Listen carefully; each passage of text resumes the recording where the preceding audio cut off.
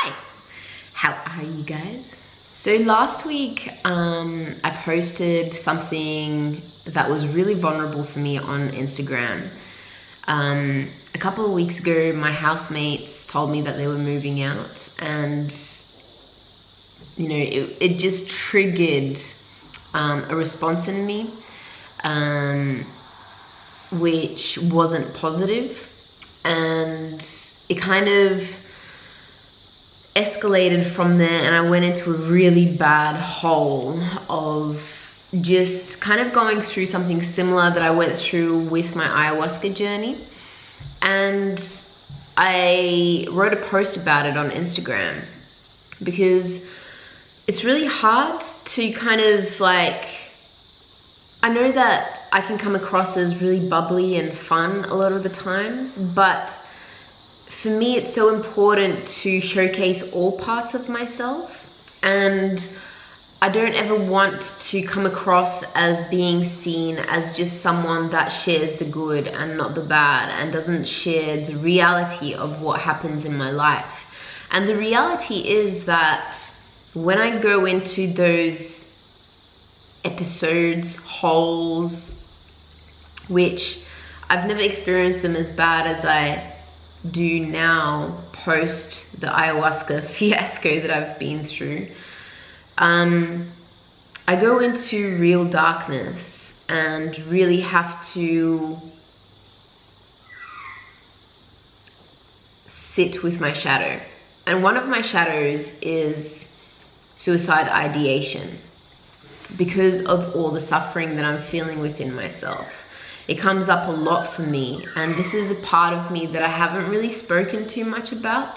It's really only started to come out recently, especially post the ayahuasca that I did. And it's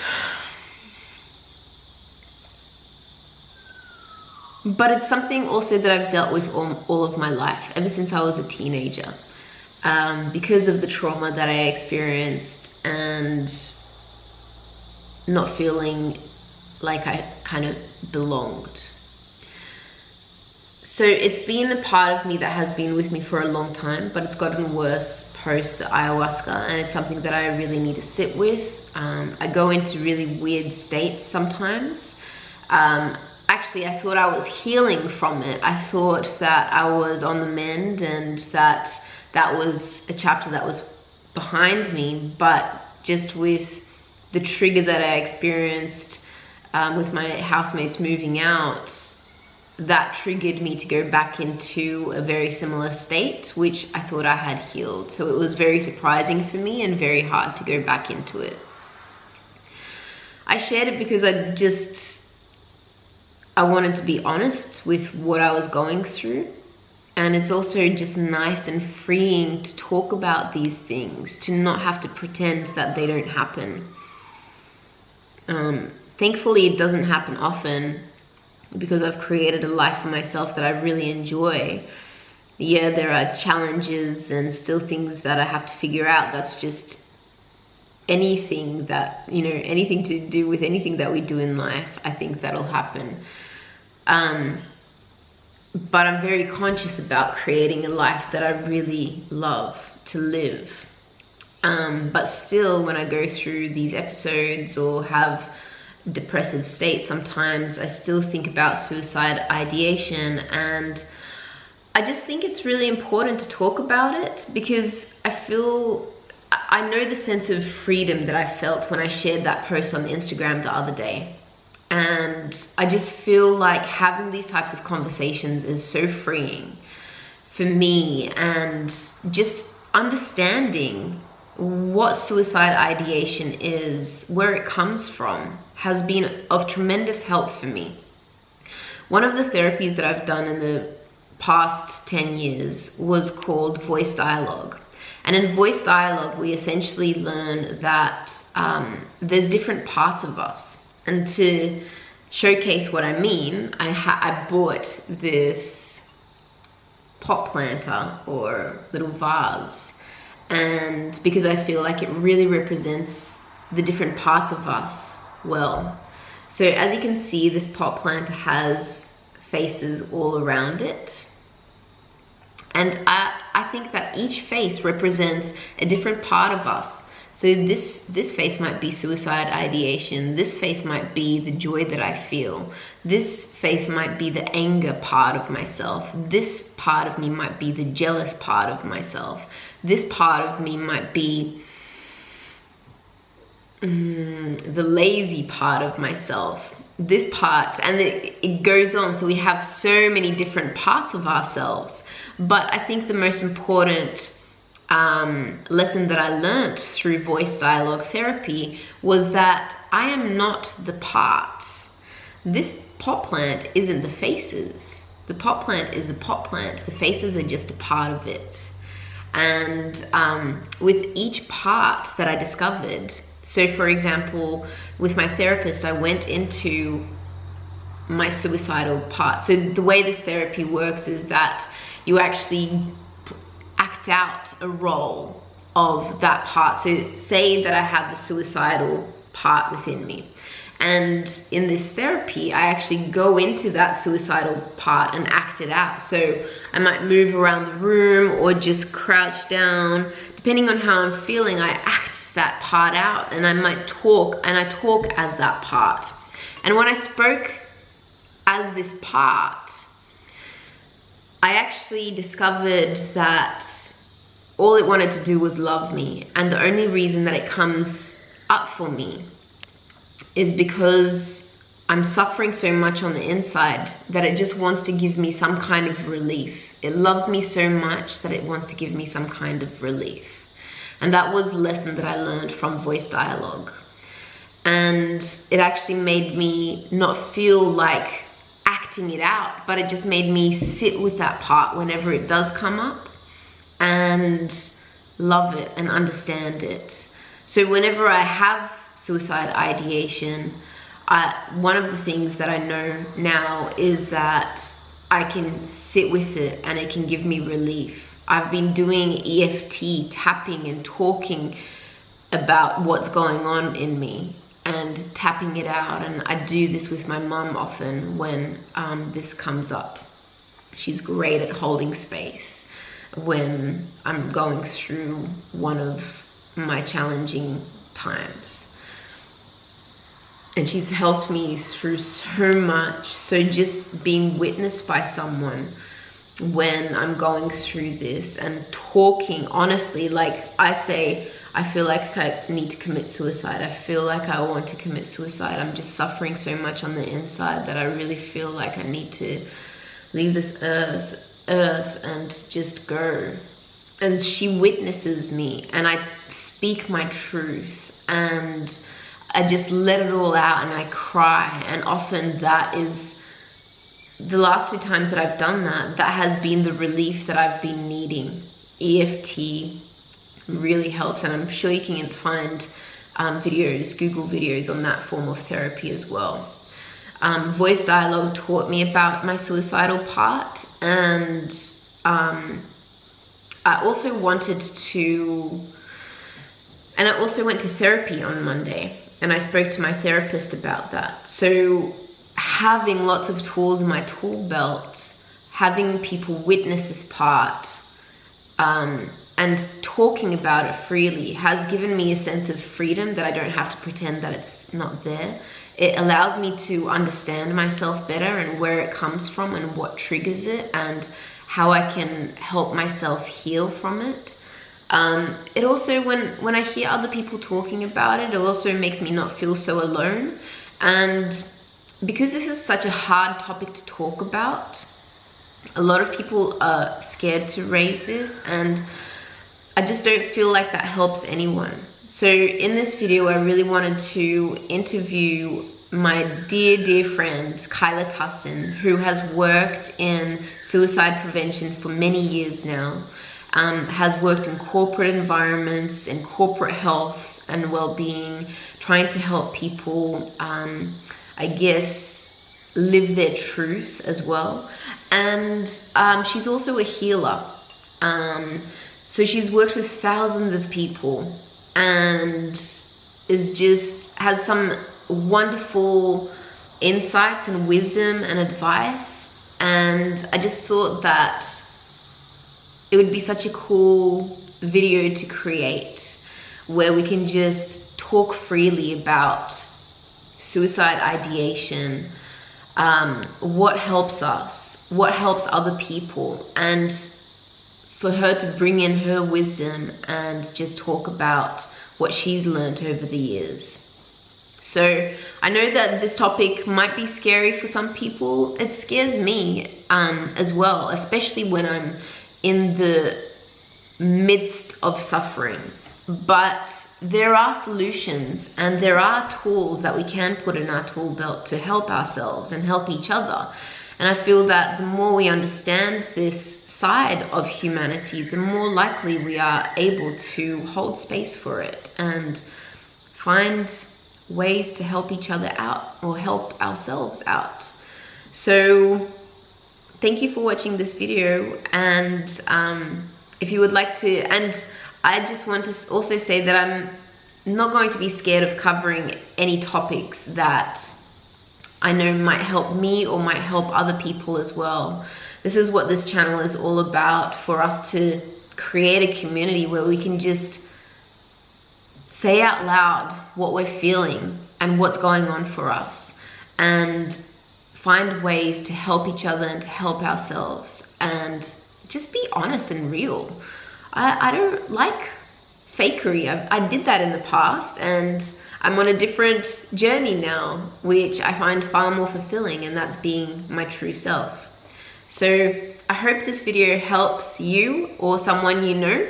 Feel free to share it with whoever you feel you would like to share it with. And also, if you'd like to see more videos from me on a variety of topics, I cover so many different things. I just feel like I can't box myself into one specific topic, because I feel we're all multi-dimensional beings. There's so many different parts of us, and I want to explore them all. So if you would like to see more videos, please subscribe to this channel, like this video if it's helpful to you, and comment. That helps the algorithm as well. And without further ado, I'd love to introduce you to my dear friend Kyla Tustin, an incredible human being who is so devoted to helping others. Enjoy the video. Oh, and at the end of this video, there is also, she created a meditation for us to do. If you're going through a hard time, then she's created this meditation specifically for you. So enjoy, and my dear, you are not alone. We all go through really hard times at times. And I love you.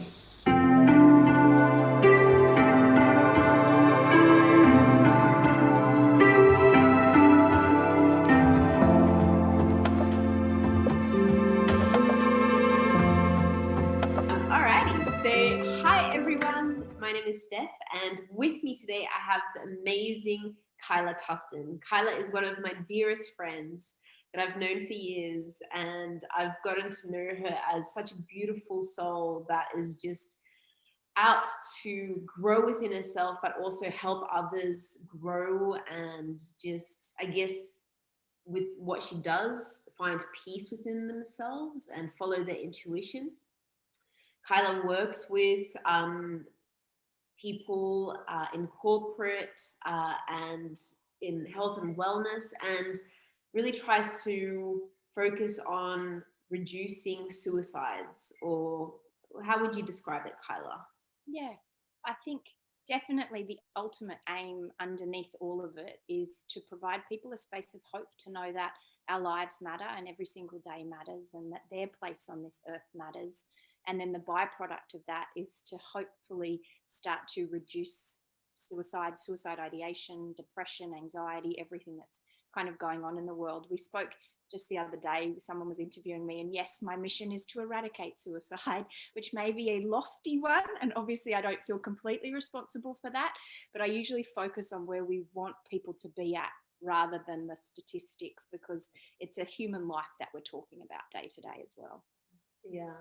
And one of the reasons why I'm recording, why I asked Kyla to be with us here today, is because I went through a really tough period recently, actually a week ago, where I got triggered into a traumatic response, and in that trigger, my suicidal ideation came back as well. And it's just, I've learned so much about this part of myself, and I've come to an understanding, loving acceptance of this part of myself. And I was talking to Kyla yesterday on a call, and we were talking about it. And I just thought, what a perfect time with everything that's going on in the world, with what happened to me last week and the conversation that we had.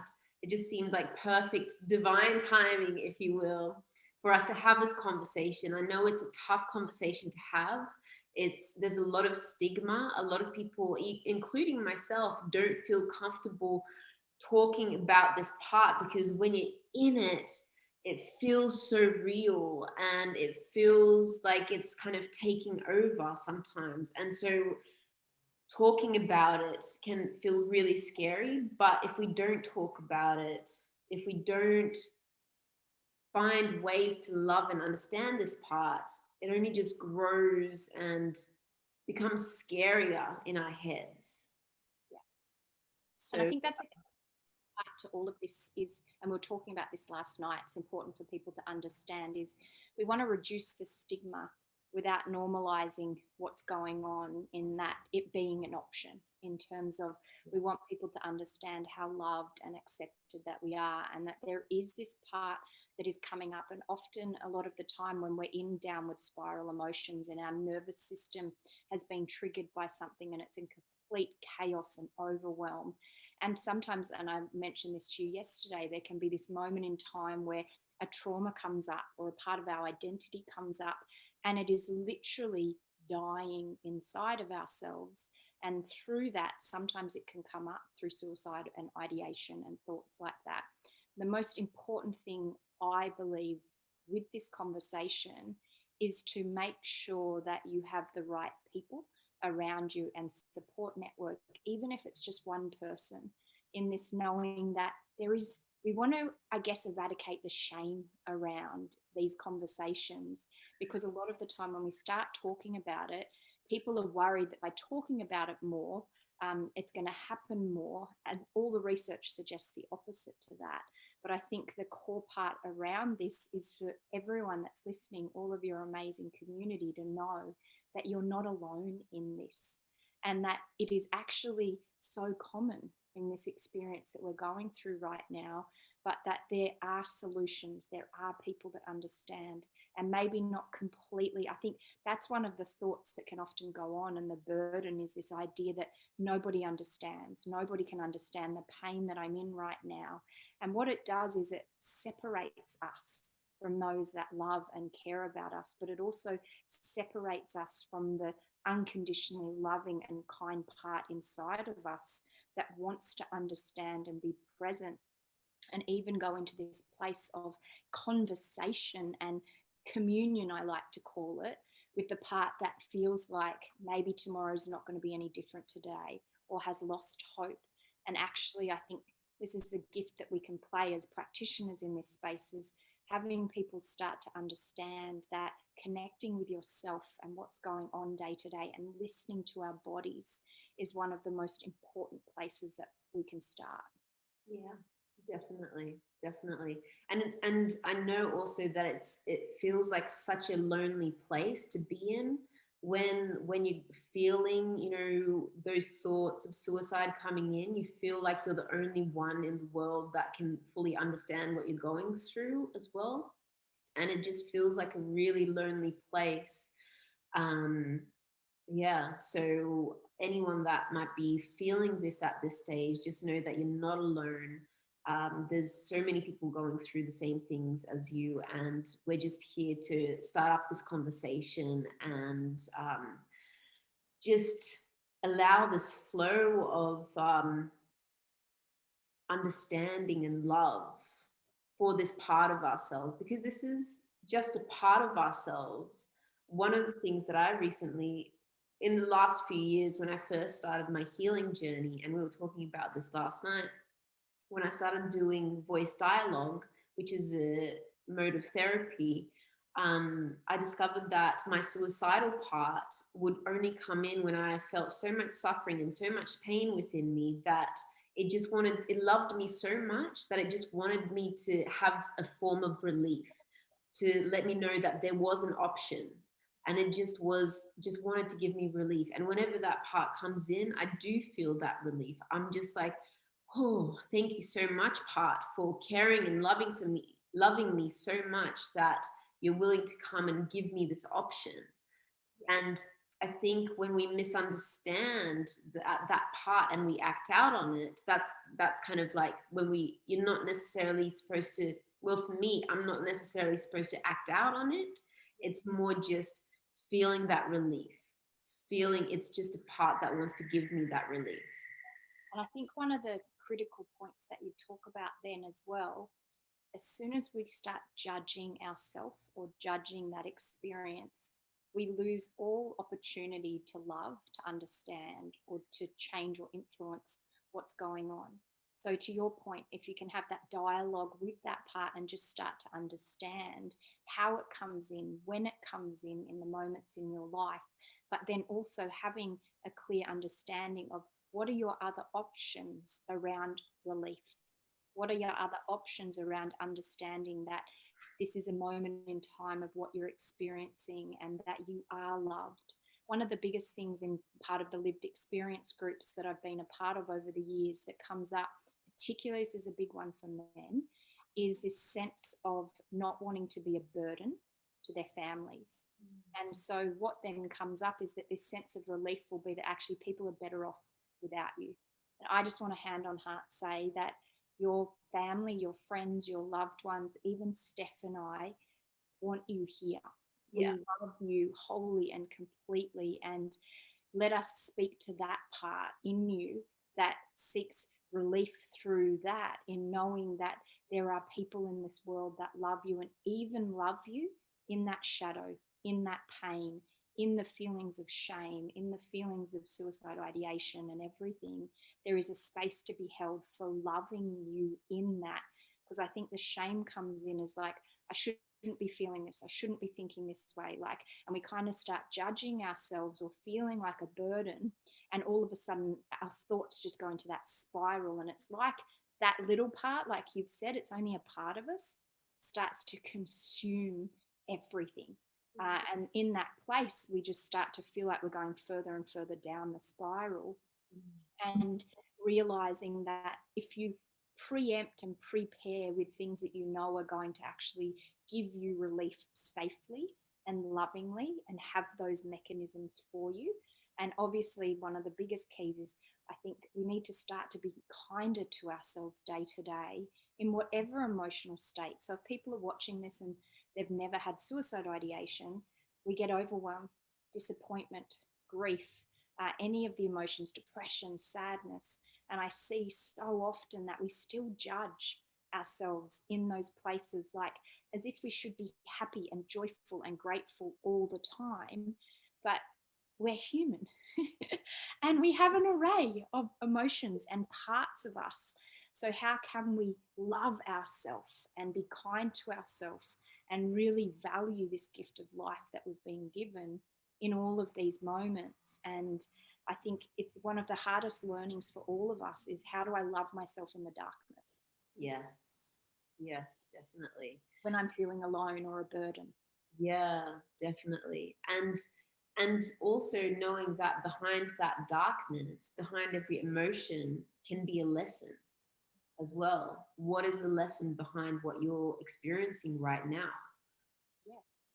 So you mentioned something last night, which you've mentioned to me before, but I completely forgot about it. When you said that sometimes when you're feeling, that you want to commit suicide, it's actually just a part of you that's dying. Yeah. Can you explain that further? Yeah, so obviously having been on my own spiritual path for many, many years, and I guess I always have, like, the more that I look back to like my childhood, and I had suicide ideation and depression as a teenager, not commonly, because I think we didn't talk about it as much, but I still have memories and moments of just thinking no one will care if I leave. And then obviously I got into this work because a friend of mine took his life. And what I started to do and discover and uncover in working one-on-one with clients is that many of us are here for some form of personal or spiritual evolution.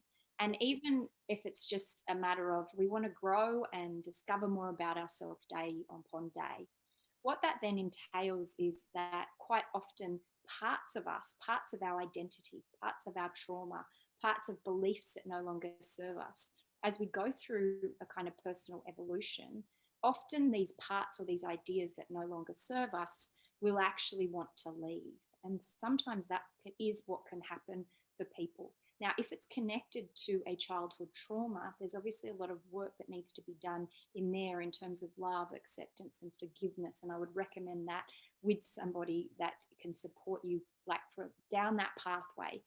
But what can then happen is this awareness that, yeah, part of us does want to leave because there's a new part that wants to be birthed. If you imagine the discomfort, that's the only way I can explain it, picturing it now. You imagine a caterpillar in its cocoon, and it's in there and it's growing and it's evolving and it's doing all its metamorphosis. But if you imagine, it starts to get uncomfortable. And as it's getting uncomfortable in there, something has to change and transform for it to crack out and become a butterfly.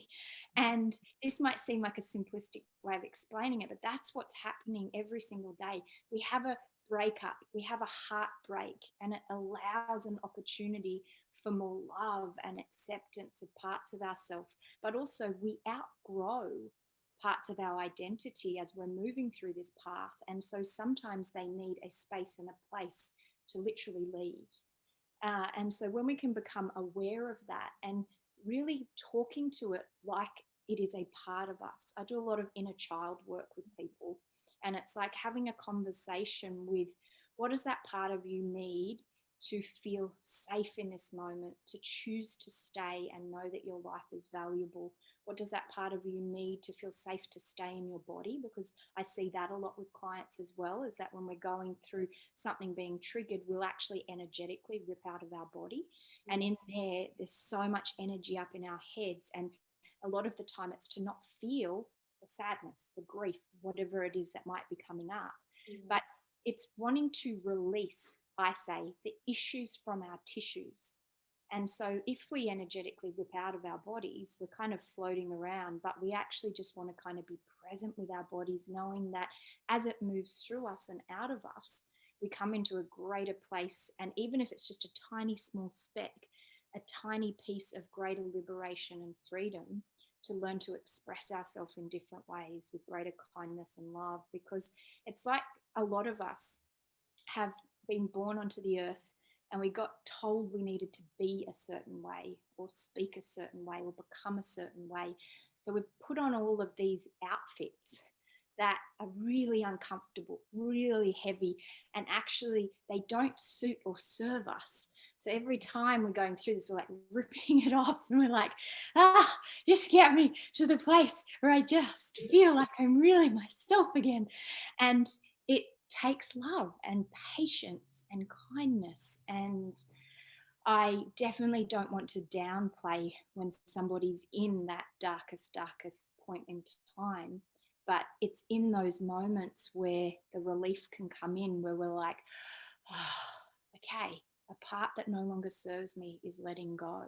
And this is why it can often come up when people are going through relationship breakups or changes like that as well. And I know that that's often a big one, because a whole part of our identity is ripping away in a way of who we thought we'd be, of the life we thought that we would have, the dreams that we thought that we had. So it's like this resistance to that part dying or letting go. And we're like having a bit of a battle because we then judge ourselves, criticize ourselves based on the world's rules that we think that we've failed, I guess, in a way, where we're just really transitioning to a new chapter. Yeah. So what are the most common reasons that, in your experience, people start to suffer from depression and then suicidal ideation, or if you have even deeper insights, because I know that you know of a lot of people and have known people who have committed suicide. Like, what are the steps? What leads people to them? So it's really interesting because for a lot of the research, for many people, it can come within an hour of making a decision. Wow. And so there can be this sudden kind of burst that comes in. A lot of the time, there isn't actually always a connection with prolonged depression and suicide ideation either. And yeah, and so a lot of it is understanding that sometimes the biggest connection is trauma, repressed trauma, childhood trauma. But then a lot of the research is also suggesting that financial instability, family breakdown and change, relationship breakdown, and that's particularly high for men. And if I go woo for just a moment, a lot of that is connected to our base chakra.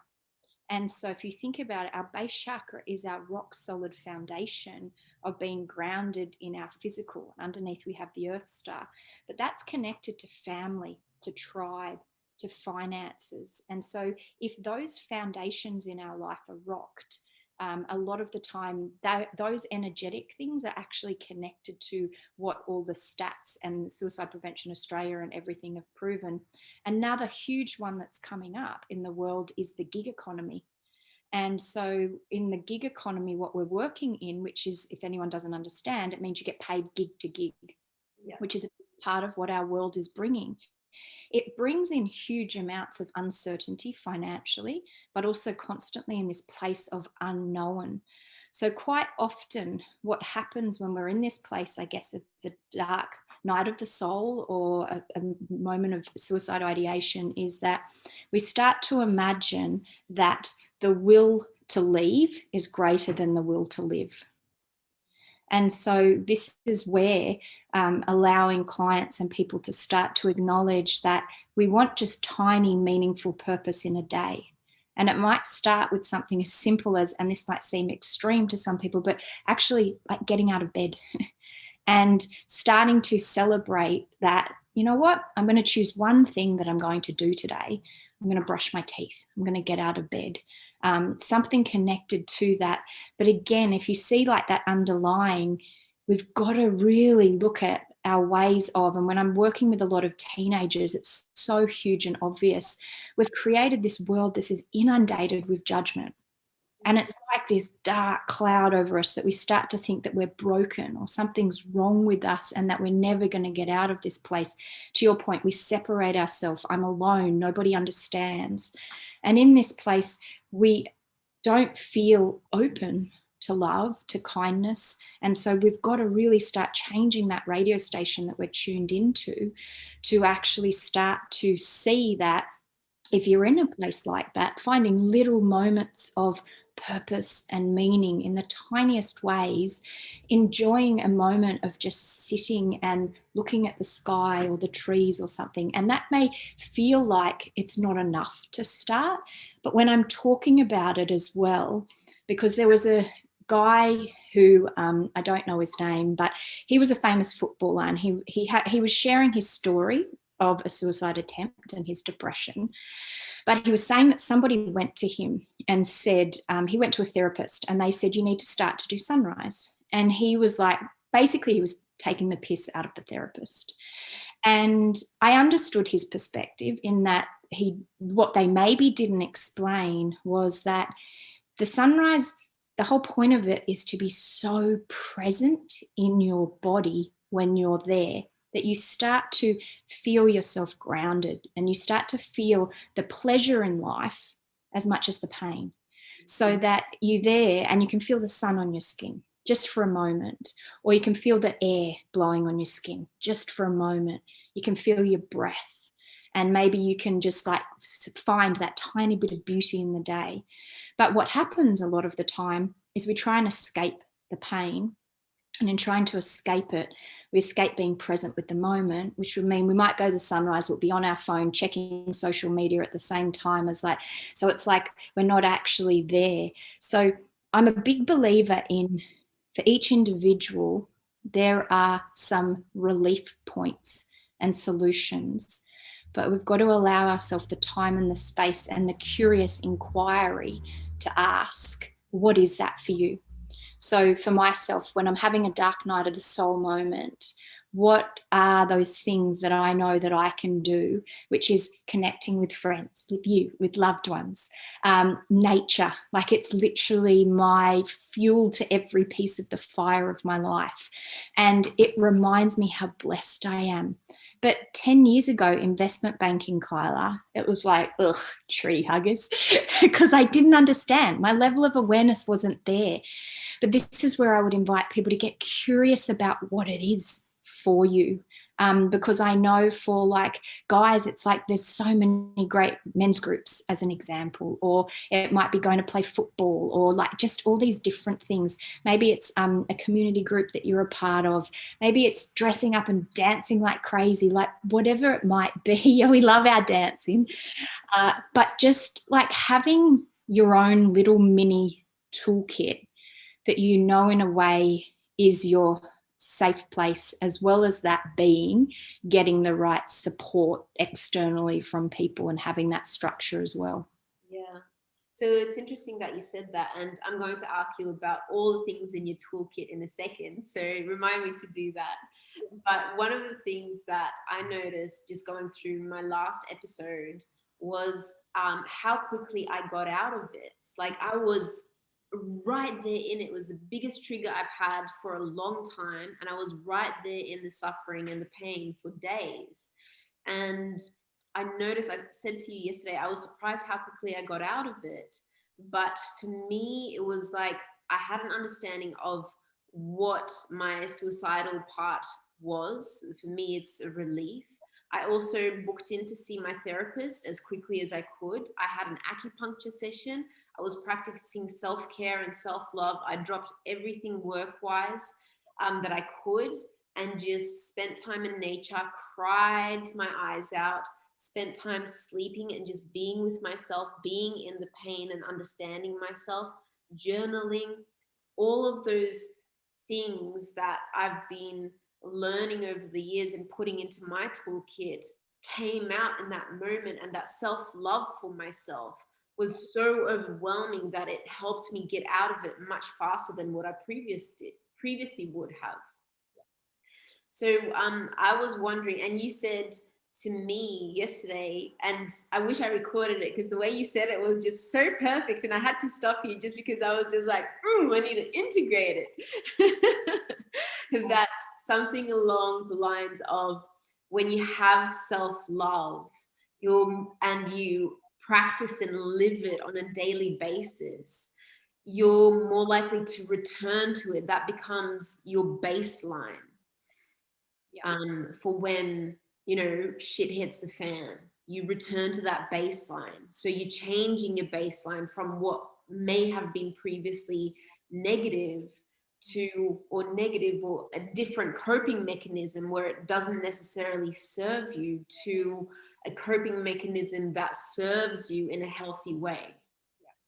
Because we all have escapism behaviors. Yeah. And to your point, I think what we were talking about yesterday was the more, like, people often now, when they see me in my love and in my joy, they're like, we're that all the time. I'm like, nobody's that all the time. We have to accept that we're loved. But the thing that I am all the time is committed to my routines, my rituals daily, no matter what. So what it is you're then building, and I went from self-hatred and self-loathing to, loving and accepting even my own imperfections and the parts that people find annoying about me and this and that. But you start to love and embrace all of these aspects of you as the unique creative spark that I believe that we're all born to be. Yeah.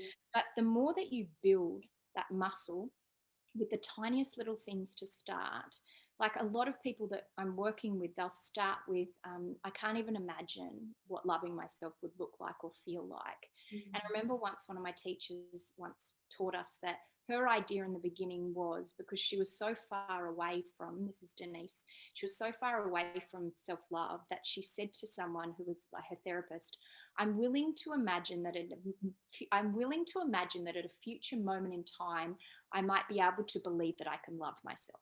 And that at least gave her a, like, because she was like loving myself. People talk about this, and I'm the same. Like, I think about it now, and sometimes I go back and I'm like, how did I get here? And it's daily little tiny steps that matter. And so the toolkit then allows you to practice little self-love moments daily that are unique to you and what brings you joy or what you're curious or passionate about. But what happens is you start to recognize more often that radio station that you're tuned into that is unconditionally loving of you. And the more you tune into it, the easier it becomes to flick the switch on that when you're in dark moments. But for myself personally, right in the beginning, I didn't even know I had a tuner. And I didn't even know, it was so tuned into self-hatred that it was kind of like, I didn't even know what that meant. And so we start by just tiny, it might even be 30 seconds or a minute a day, but our brain then starts to practice. The neural pathways start lighting up and firing to that conversation, to that radio station that is kinder, is more loving and forgiving and accepting. So to your point, then what happens is you actually move through things more quickly, but it's an invitation when you're in that place of the darkness to also remember it's a part of you, and that you can invite in that all-knowing, all-loving, infinite soul, spirit, whatever you believe is that part of you, that you invite that all-loving self inside of you that loves you unconditionally. And the more you start to tune into and talk to that part of you, the easier it is to return to that place when you've been triggered, or there's a trauma that's come up, or there's just even a stress or a challenge in your life. Because I used to spiral for days over one critical conversation. Yeah. And like literally the shame within me was so deep that someone could say one thing and literally for days I would be in a spiral based upon that. But when you start to practice tuning into the other radio station, you invite that part into those moments as well. And I believe that's when the loving part then can talk to the suicidal or depressed part. And then we start to integrate the fragmented parts of us. Yeah, yeah, 100%. And you mentioned that you had a journey of self-love, but what was the journey to self-hate? Like, how do people get to self-hate? Because that's where it kind of all starts. Where was that for you? Well, I will rant about our education system. From a place that I'm in now, looking back, I truly believe experiencing majority of the wounds and traumas we can have as humans was part of my path and purpose, so that I can now hold unconditionally loving space for people from a place of understanding and compassion.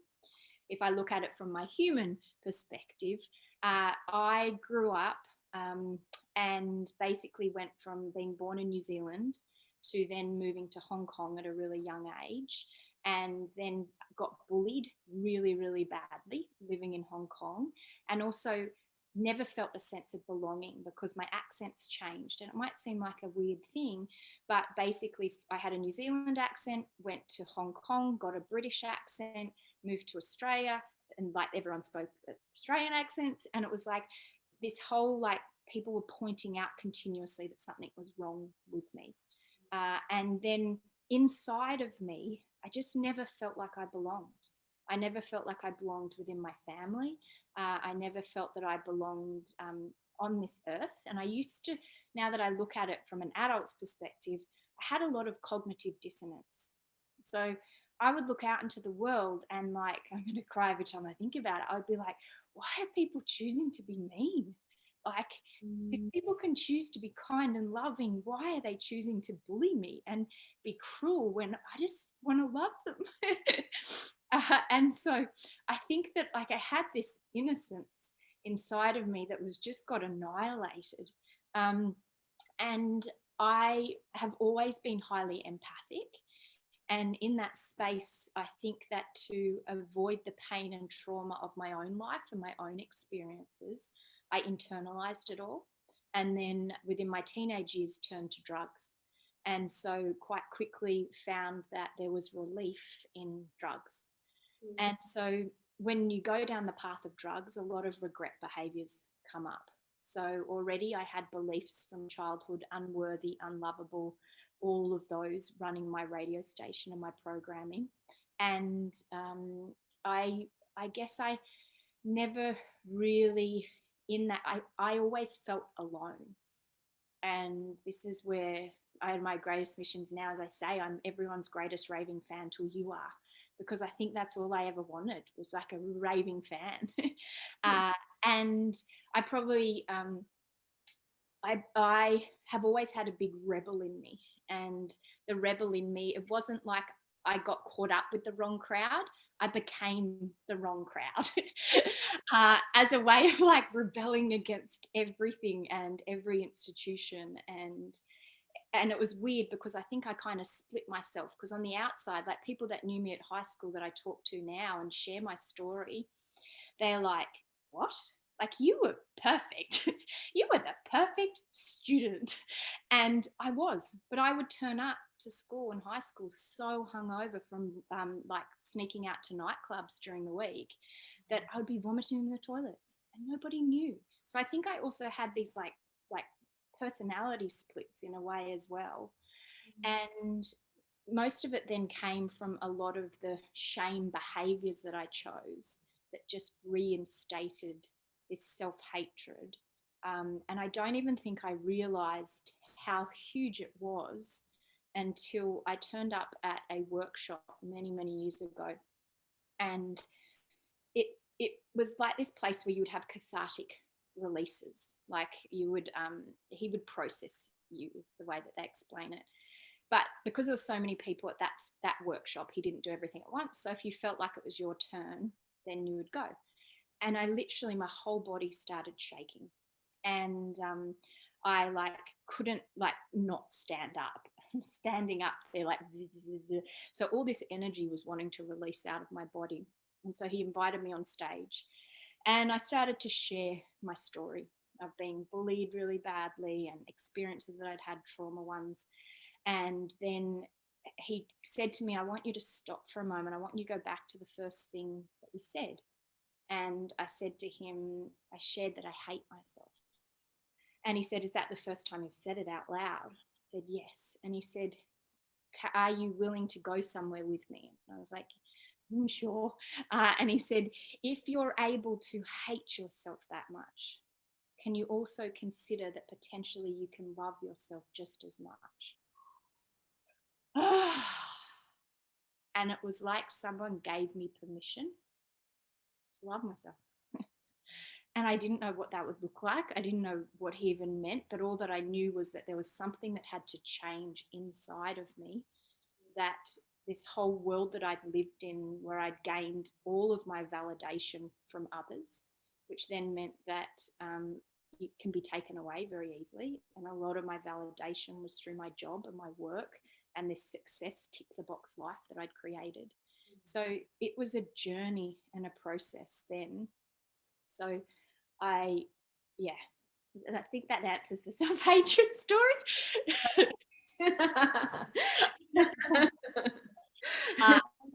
This is where I like to go as well, in letting people know, no matter where you are along this path, I hope that myself and Stef, in us sharing, allows you to understand that there is hope, and you can go through the most awful, horrific, traumatic experiences where you wake up in a gutter after drugs and you have no idea what's happened, and you look up and all of these, and people that have gone through like rape or abuse or the most horrific experiences that we can have. And I want to let you know that you are not that story. You are not that experience. It is a part of who you are. And I am really sorry if any of this has happened to any of you, and any traumatic experience that you've had through your choice or not through your choice. But to let you know that there is another day, and there is another place where love can be present. And I know that from my own experience.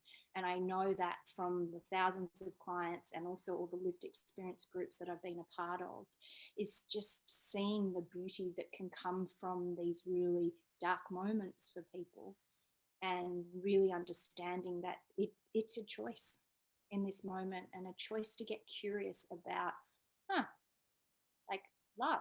I don't even know what that means, but what could it feel like? What could it look like? Yeah. And How do I get it?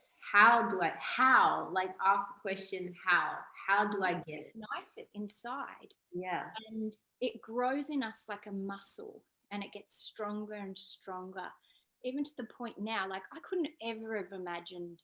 It's really a hard thing to explain. I hope people can feel it when we're talking about it, because it's hard to explain it when it grows inside of you to the point that, like, you literally, like, I just love that tree so much. And that versions of us, because I can assure you 10 years ago, Kyla would have been listening to this today and just be like, oh, what the fuck? Good one. And so I want to invite you that even if there's a voice inside of you feeling and thinking that way right now as well, to get curious about how this could look for you where you're at right now. Yeah. Because we're all in different places and spaces, and we've done different parts and paths of our journey. But getting curious about for yourself, what could that look like? Because Steph, you were talking before about when we're in that dark place, like my escapism used to be drugs, sex, anything that would like take the pain or validate me externally. Work addiction was another one.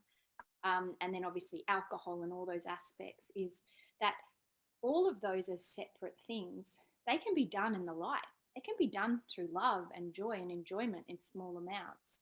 But done through shame, they're going to keep us or have us create more regrets in that space. Yeah. So I'm not telling people what to do in any way, shape, or form, but asking ourselves day to day, is the choices that I'm making, are the things that I'm consuming, is the way that I'm speaking to myself kind and useful and supporting me in the direction that I want to go and how I want to feel, which it may simply be that the first feeling people desire is contentment.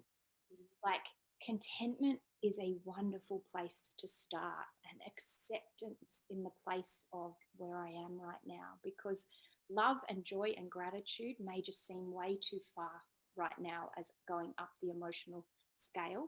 And so really starting to go, how can I have a moment of peacefulness or contentment today, and let yourself be with where you're at, and meet yourself where you're at, rather than thinking, well, I should be grateful right now.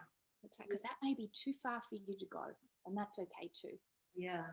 Yeah, it's interesting because one thing that I've learned along the journey is that no way that we feel is wrong. It's all there for a reason. Like if you're judging this conversation right now, that's okay. That could be a protection mechanism where you had some childhood trauma or something came up where that judgment had to come in, and it's protecting you. It's protecting you from getting out of it, getting out of your comfort zone. It wants to keep you in your comfort zone where you're safe. It could be all sorts of things, what else could it be? A lot of people, like, I love to emanate joy, and a lot of people are afraid of joy, because to get to joy, we've sometimes got to move through sadness, emotional things that have come up. Also, it could just be like the story that we're telling ourselves about each and every moment. Like, you watch something and hear people talk, and then tomorrow watch it and get a completely different perception and perspective on it based on the lens that we're looking through. Yeah. So this is where I believe there's two lenses that are really useful in our life. Obviously kindness, so we'll have three, but radical self-accountability for our life, and for our place here, because the more we stay in this blame idea, this victim idea of things that happened to me, it's really hard to move out from that place. And then from there, going into that place that we were talking about before in terms of contentment, but being willing to be curious. If we can just be curious about, okay, if this judgment that I'm feeling right now had a message for me, what would it tell me? Would it be telling me that I really want to protect myself. I want to feel safe. I actually feel really safe in this place that allows me to be in victim, and understand that we want to love that part too. We want to understand that, especially with the victim, what is it, victim, martyr, persecutor. It's like a triangle that we go through. It's a dance that we play, but it's a choice to then step off that and say, do you know what? Hell yeah, my life matters today. And I'm going to then decide what it's going to take for me to have a day today where I just feel proud of who I'm being. And if we go back to the reasons around self hatred for a moment as well, our whole world is so caught up in this prefabricated model of success. And my life was down that path. I know yours was as well. Yeah. And it's literally a path and a model created in the 70s, probably prior, but with this is where they got real good at it, with marketing experts and psychologists who came together to figure out how to make us feel unworthy, how to actually make us believe that buying all of these things would make us feel better, ticking these boxes. But right now we're in a world of change in that many of us have either experienced that success and felt discontent, dissatisfaction, depression. Yeah. And so we're questioning. And that questioning is going to really scare parts of our identity, Yes. parts of our family lineage patterns and beliefs. It will scare the people around you, as well as scaring parts inside of you that feel safe in that model. But it's being willing to just gently get curious and ask the questions of, is this serving me? Is this bringing me contentment? Do I really believe this? Is this in alignment with my values and what matters most to me? But getting so curious with this inner world that's going on inside of us, like what you were sharing before. And if it's a judgment, sometimes it's afraid to step into that part of ourselves. And so we say, you spot it, you got it, which I think is in positive as well as negative judgments.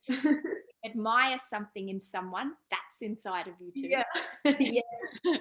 But how can we just, like, I believe if the whole world, and I know it's too much, but if the whole world made a commitment today to say, I'm going to look at my own judgments, my own preconceptions, where I judge others, where I judge self, and I'm going to choose to love that part, because we also want to love the judge, because the judge is discerning in that if we're walking down a dark street, I want to judge and discern if that situation's safe for me, what's going on. So as an archetypal pattern, it can be healthy. But if we could, the excessive one where we feel the judgment and then we're like, that's curious. How can I love myself more? Or how can I observe myself judging this and ask myself, is that true? Is that kind? Is that useful? And then being kinder to ourselves. I do believe that inner world where we create love from the inside will then have a massive, huge ripple effect. And you'll have people standing up for change and the causes that we each care about louder and prouder, because we won't be caught up in this model and this idea of what success looks like, because for each of us it's so different. Yeah. We all have our own unique path and our own unique truth. And it's such a lie that we've been pushed into, that we all need to fit into this box in order to be loved and accepted. Yeah. But the thing is though, like the more you become your true self, the deeper the love that you experience by others. Because people feel safe around you. You're actually, there's less masks that you're carrying. There's no masks that you're carrying. They know that they can trust you to speak your truth, that your nervous system is regulated, and therefore that helps to regulate their nervous systems as well. They might feel inspired by you and by your energy and might want to be around you more. So you actually experience so much more love by living in your truth. Because your heart just like literally opens, because it's not contained within the walls of this cage where we're like, should I say that? Shouldn't I do that? Shouldn't I say this? Shouldn't I do this? And this whole like dialogue goes inside, which is trying to suppress us, instead of just this freedom of expression, of each of us is so unique in the way that we've been born, the experiences that we've had, our bodies, our personalities, and we're these divine, crazy, unique beings. And yet we all think that we were born to conform into this really boring, uncomfortable box. Yes. Instead of it becoming like, well, how I remember I was running some workshops and I was in Melbourne in the CBD, and it was cold and it was winter, and I have this bright red coat that I wear and a green one. I think I kind of do it just to, like, I'm sure no one notices, but I'm like, I'm just, look how different I am with you and all your black coats. I'm sure no one else notices, but I do. And I stepped out of the hotel and onto one of the main streets, and I just stood there for a moment and I was like, whoa, when did we all become cattle?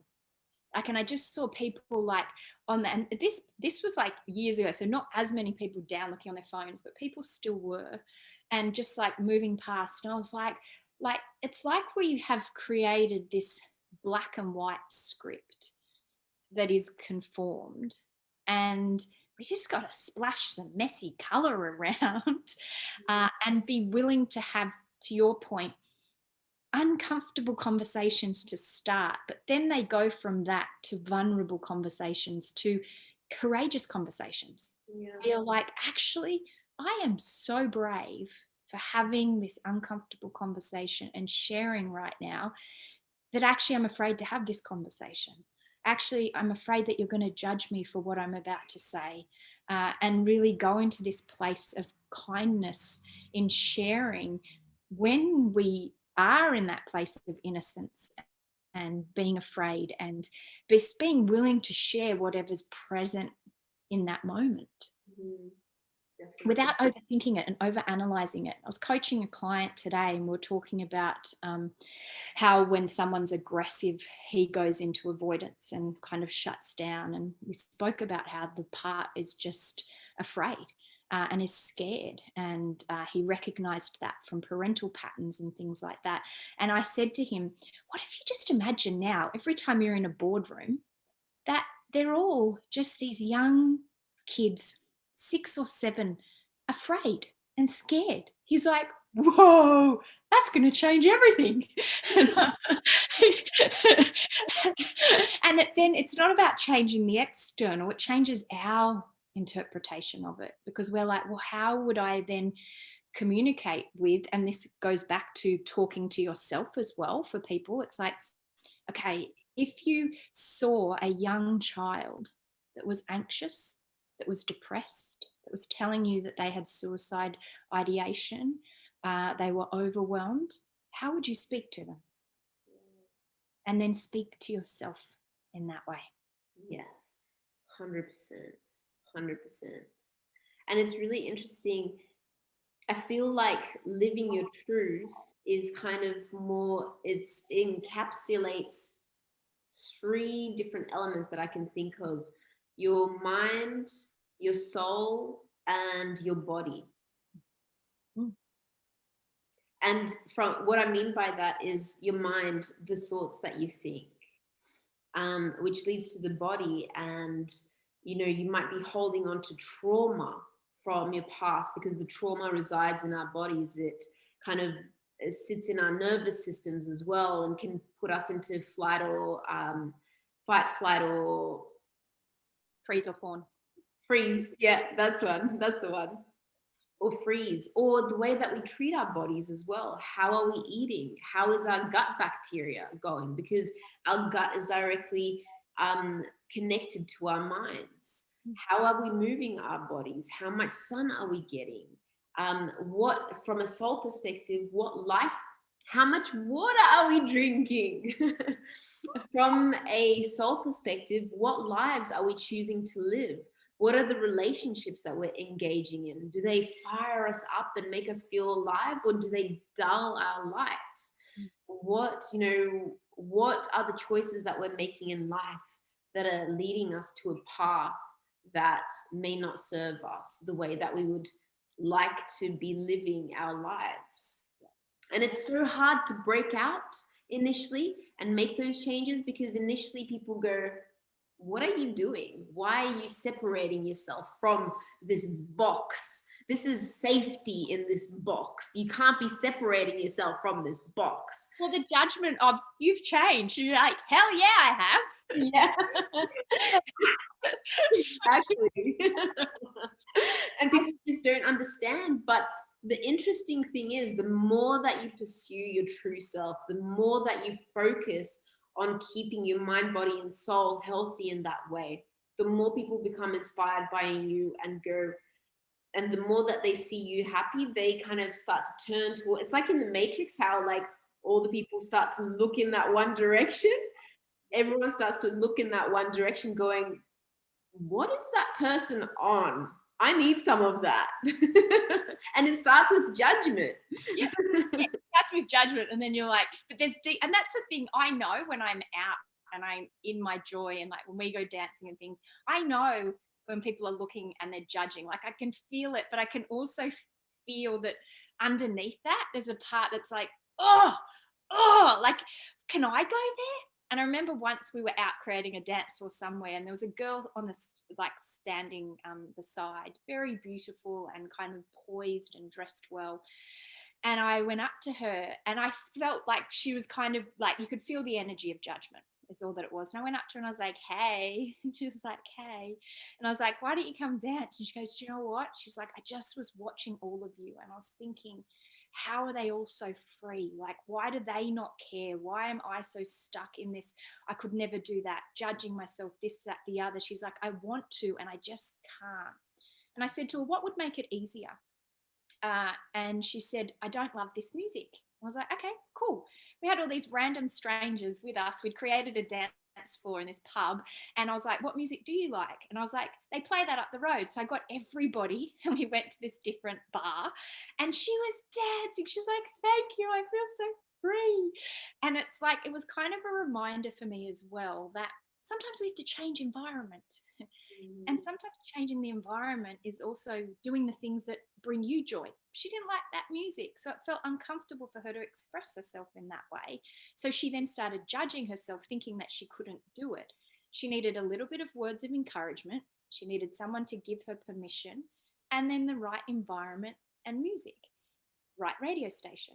Now, she now knows she can do that. It's an immersive embodiment in her that reminds her that she can do that. So next time she can then do that herself. And as practitioners, I believe our greatest gift is to not see somebody where they are now, but to see the potential of the all-loving infinite soul and potential and empowerment inside of you who's listening, or any client that we're working with, that we're holding space for that version of them to step forward.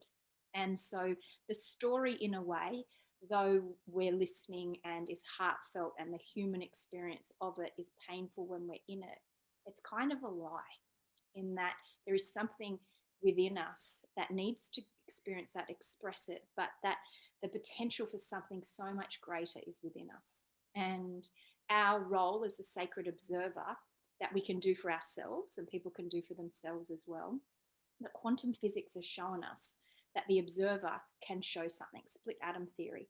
So the observer can change a whole energy and environment or something.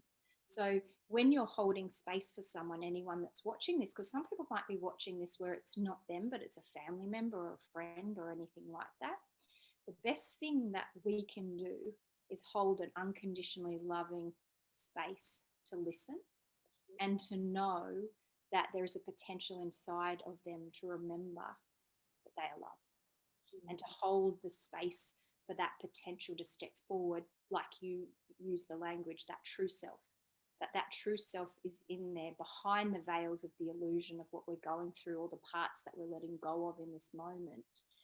And when we are in that space for people, Pygmalion effect has proven it's the split atom theory, all those ones. But I've seen it in that all of a sudden that version steps forward. I love that. Love it. And also, you know, I'm stuck on this concept of freedom, because in the tantric world, we say that the masculine, their deepest desire is freedom, and the feminine, their deepest desire is love. So we all at the core, and we all have these energies within us, the masculine and the feminine. So at the very core of us, we all just want love and freedom. So what was your journey towards freedom and love? Like, let's start with freedom. What does freedom mean to you? And what were the steps that you took towards freedom? So it's interesting. So in my work, it's like freedom, and then the feminine is presence, which is love. So it's because when we're present, we can feel love, right? We can't feel any of that. So in my journey, I found freedom through presence and through actually being. So I was never present with myself. I was never present with friends, with relationships. In the Enneagram, I'm a thinking type. My Gallup strength is strategic, like I'm thinking all the time.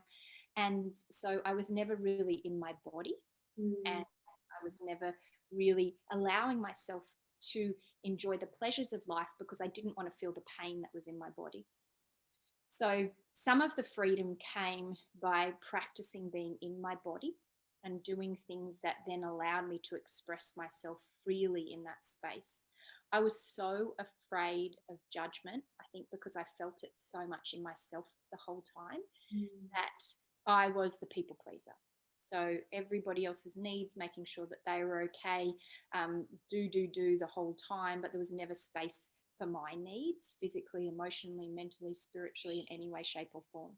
So my freedom came in firstly giving myself space to rediscover like who I am, what I am, and what values are really important to me, and then creating a life that was in alignment with that.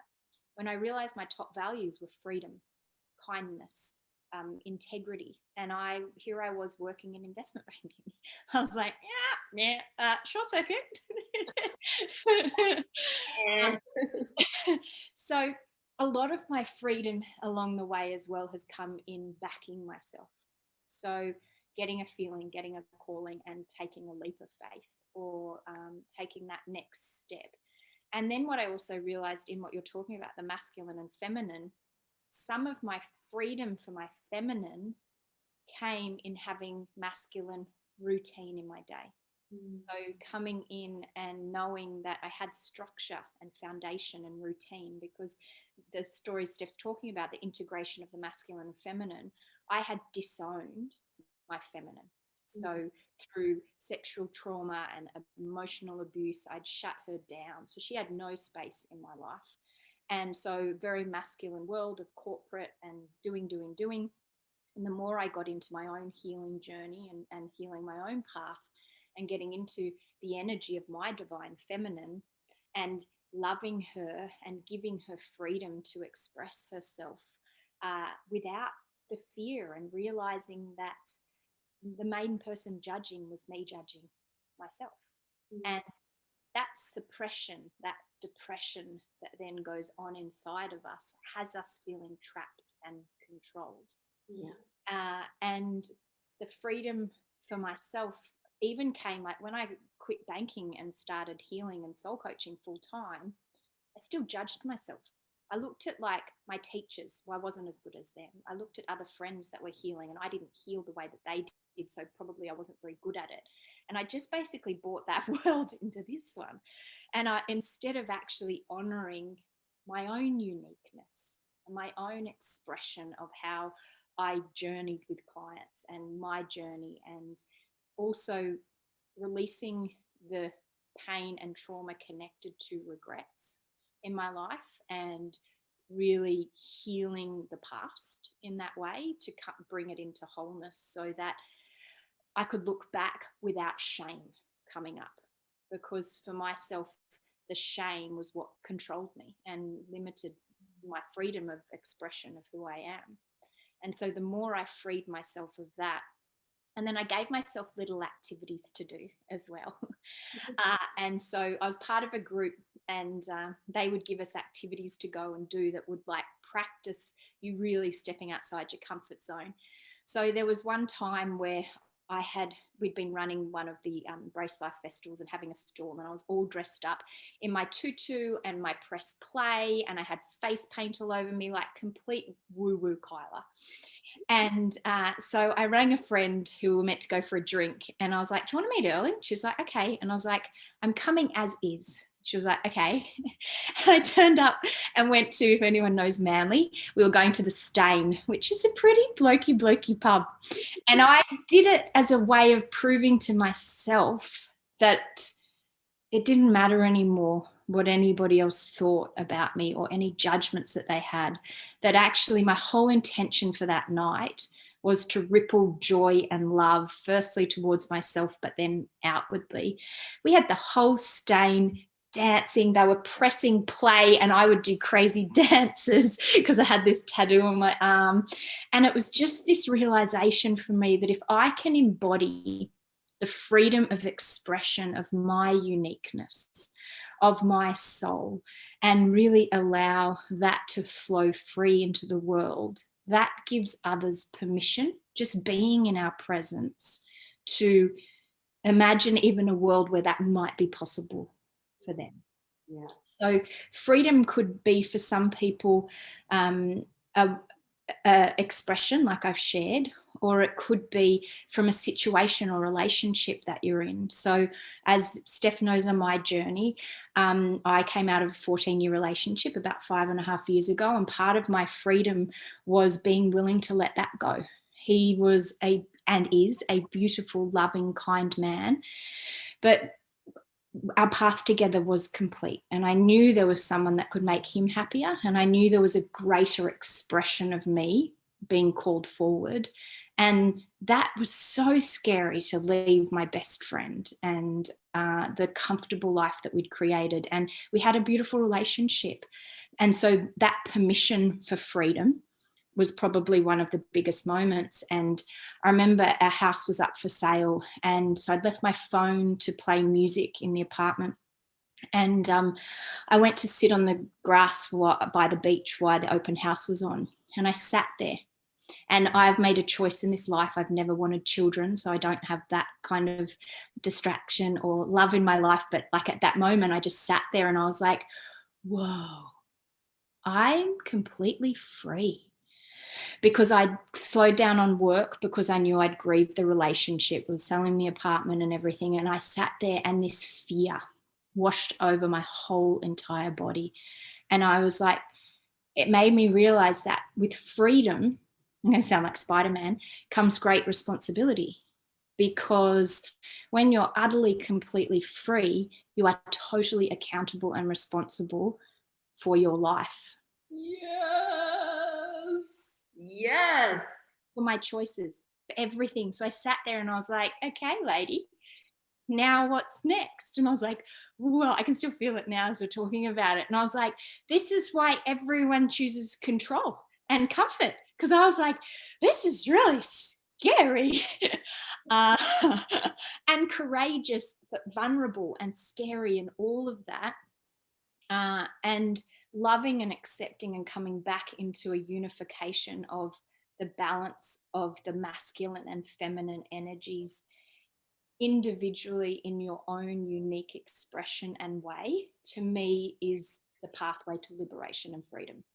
Yeah, beautiful. That's amazing. When you were describing that feeling of freedom and feeling that freedom, I recall a situation when I first decided to do van lifing, and I felt the same way of just like, oh my God, it's only me and I need to look after myself, and I'm jumping into the unknown, and it's like terrifying, so terrifying, but also the best decision that I ever made, because it was really like coming into myself for the first time properly in my life.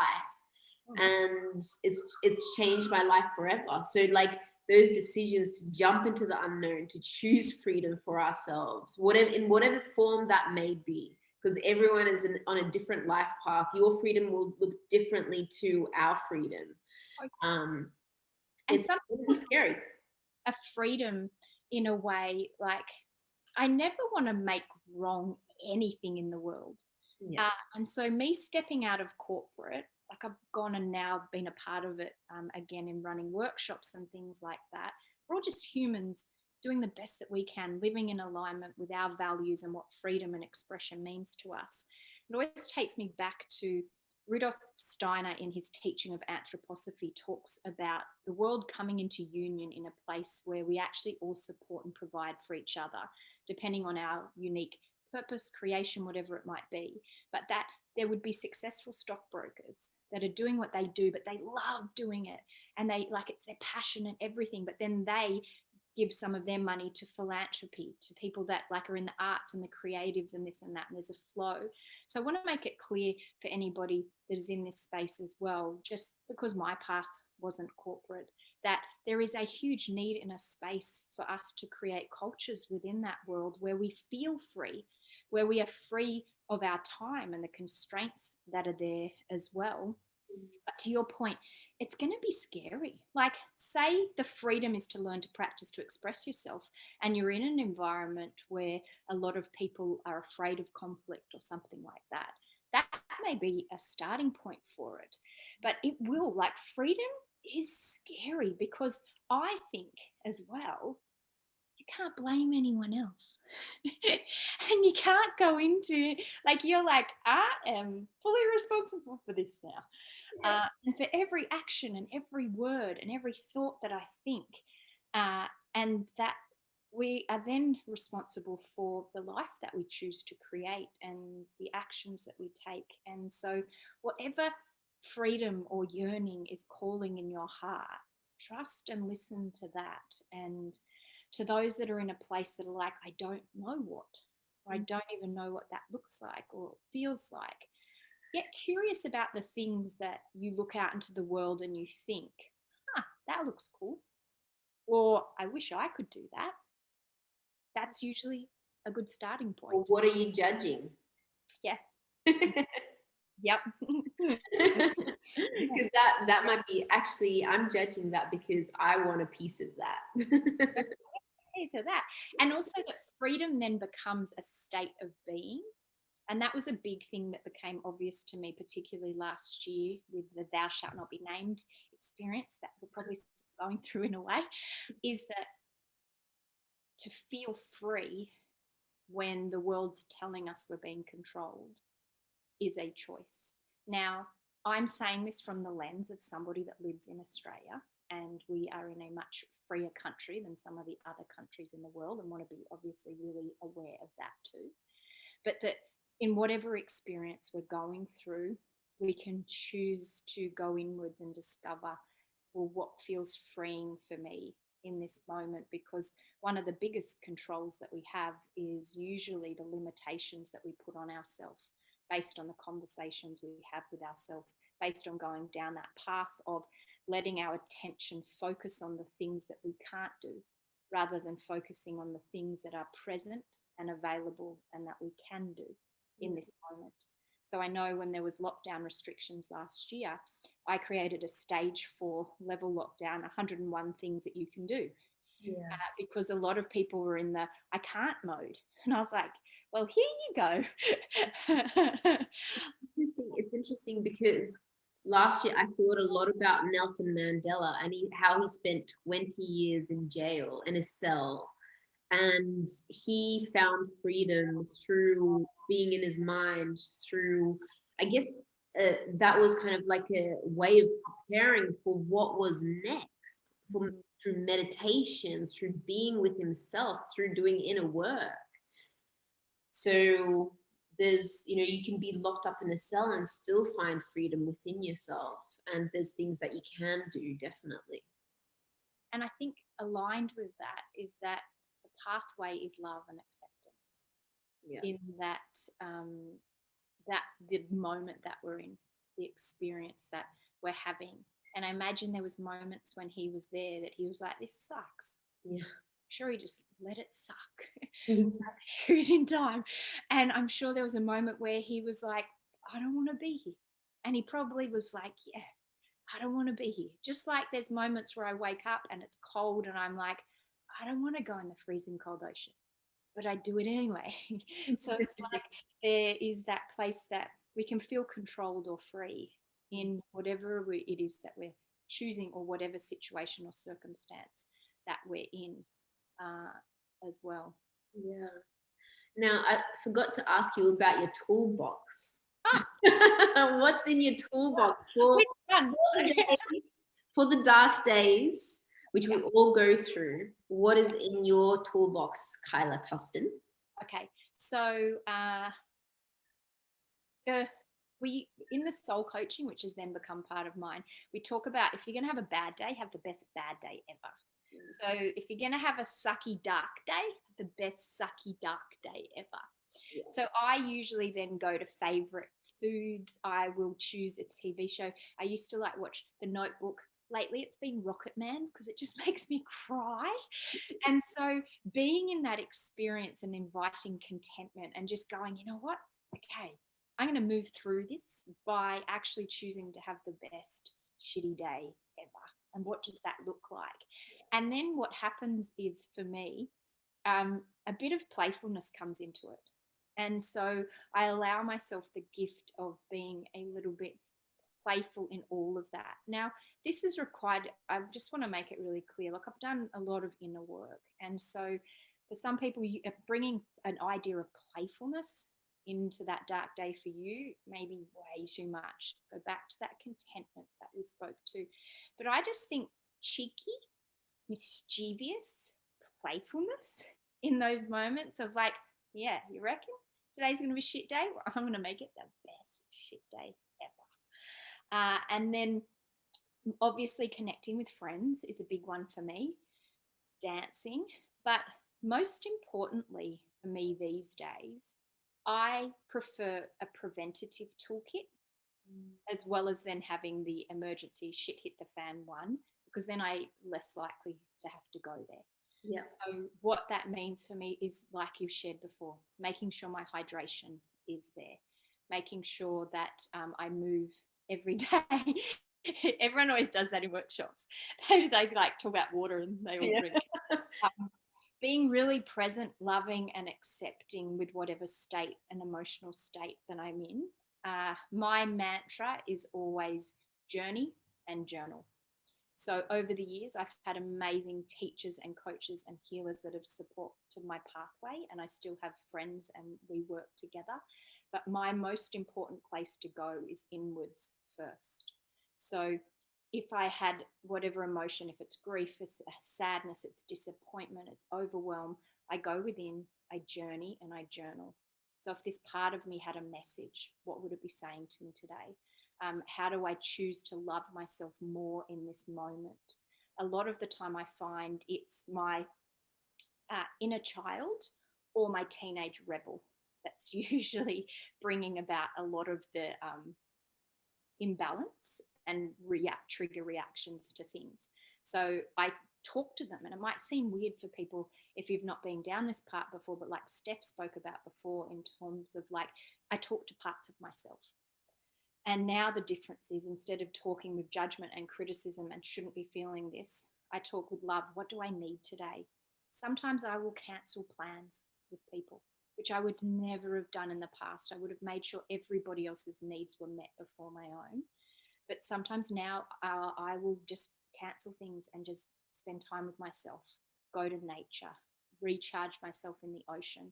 So the prevention thing is committed to most days, nearly every day, swimming in the ocean, getting out into nature there and meditating when I'm there as well, moving my body, hydrating, but actually really speaking celebratory, appreciative, proud words to myself in a day. So when I complete something and complete the day, taking some moments to not only do gratitude when I wake up in the morning, but at the end of the day, having a kind conversation with myself. Because my love language, if people haven't checked out their love languages, is words of affirmation. So I fill up my cup by speaking kind words to myself. And so in that space, being really proud, which means that throughout the day, I'm taking action in alignment, actions and in alignment, should I say, with my values. So knowing what my values are has been a huge part of my toolkit. because then I know how to live in alignment with that. And then, yeah, just being curious about digital usage is a huge one for me. I have a hypersensitive nervous system, which means that I get trouble concentrating and focusing if I've been on technology too much. So making sure that I have a lot of, like, all the notifications are off on my computer. Most of them, so I didn't get your Facebook message, are off on my phone, except for text and phone calls. So I make time for when I go on those, rather than them just being a part of everything that I'm doing, because I do have a sensitive nervous system. So I think if I was recommending for other people, know thyself, in that, know what your limits to technology are. With foods with me, I know I can't eat a whole ice cream, but I can have a little bit of dairy.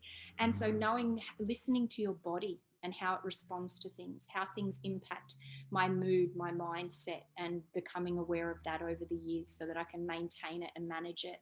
And so listening to my body, and surrounding yourself with people that really, and I do, people that really see you and uh, love you for all of you, in that way that you feel safe and comfortable. And if someone's listening and they don't have anyone like that yet, set an intention.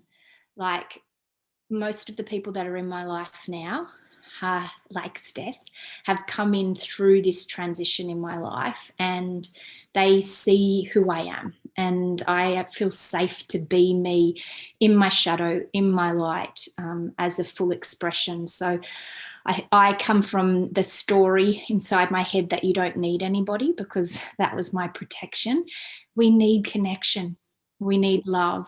We need to be willing to say, I'm having a shit day today. And people that won't try and change it. Just be like, yeah. And that sucks. The best thing, if you ever want anything to support someone in the path that I've learned through all my decades of training, all anyone wants to hear is, that really sucks. And you're like, yeah, it really does. So that was a really long toolkit. No, that's a great toolkit. That's a fantastic toolkit. And also, I guess, if you're looking for that type of connection with people, you need to be comfortable with sitting with your own shadow self, so that you can be comfortable with sitting with other people's shadow self, and then you'll find people that are comfortable with sitting within their own shadow self, and then other people's shadow self. Because sometimes we come across people where maybe they haven't done some inner work, and so the shadow, the things that, a lot of time is judged in society, they're scared of it because they don't understand it. But the more we sit with ourselves in the things that are judged by society, the anger, the jealousy, the lust, or whatever judgment, and we sit with those parts of ourselves, the more we understand them, and the more we understand that they too come from love. And when you're able to come to that conclusion in whichever way you do, you're able to see that whatever someone else is going through is also just a process of coming back to love, and you can sit and hold space. And it's such a important part of a toolkit that I wish more people could access and get to, because it creates such a deep connection and such beautiful friendships and such beautiful relationships in life. Yeah.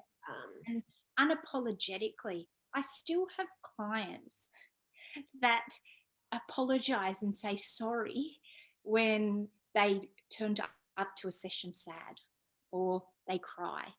And it's one of the biggest things in our world that I still see, is apologizing for our emotions.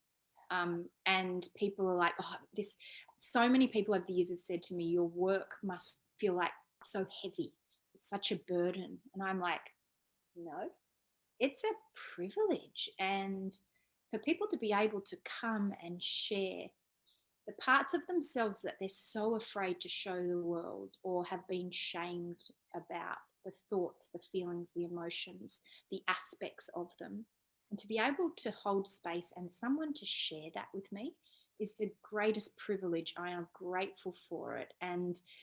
It and this is the thing, when you do the work, like you've done the work, I've done the work, it's not heavy, it just is. And it's like we turn up, and that all of it does exist within a space of love and acceptance. And it's like from that place, I truly believe that our role is to remember that we are love, and love can dissolve everything else.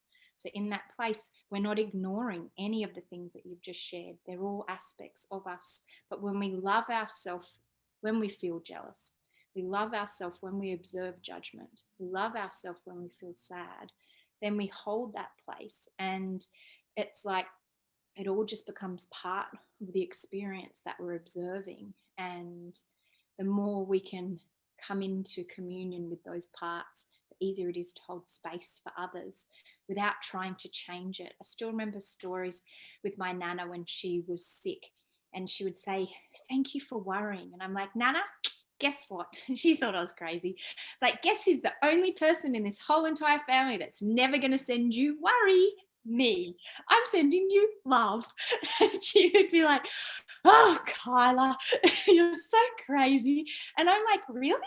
I don't want people sending me worry. So why would I send you worry?"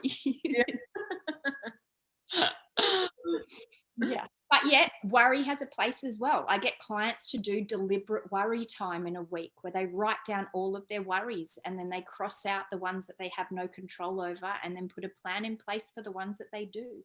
It means that worry doesn't then consume their whole entire week because they have a set time for worry. Yeah. So this is where it all has its time and place. Yeah.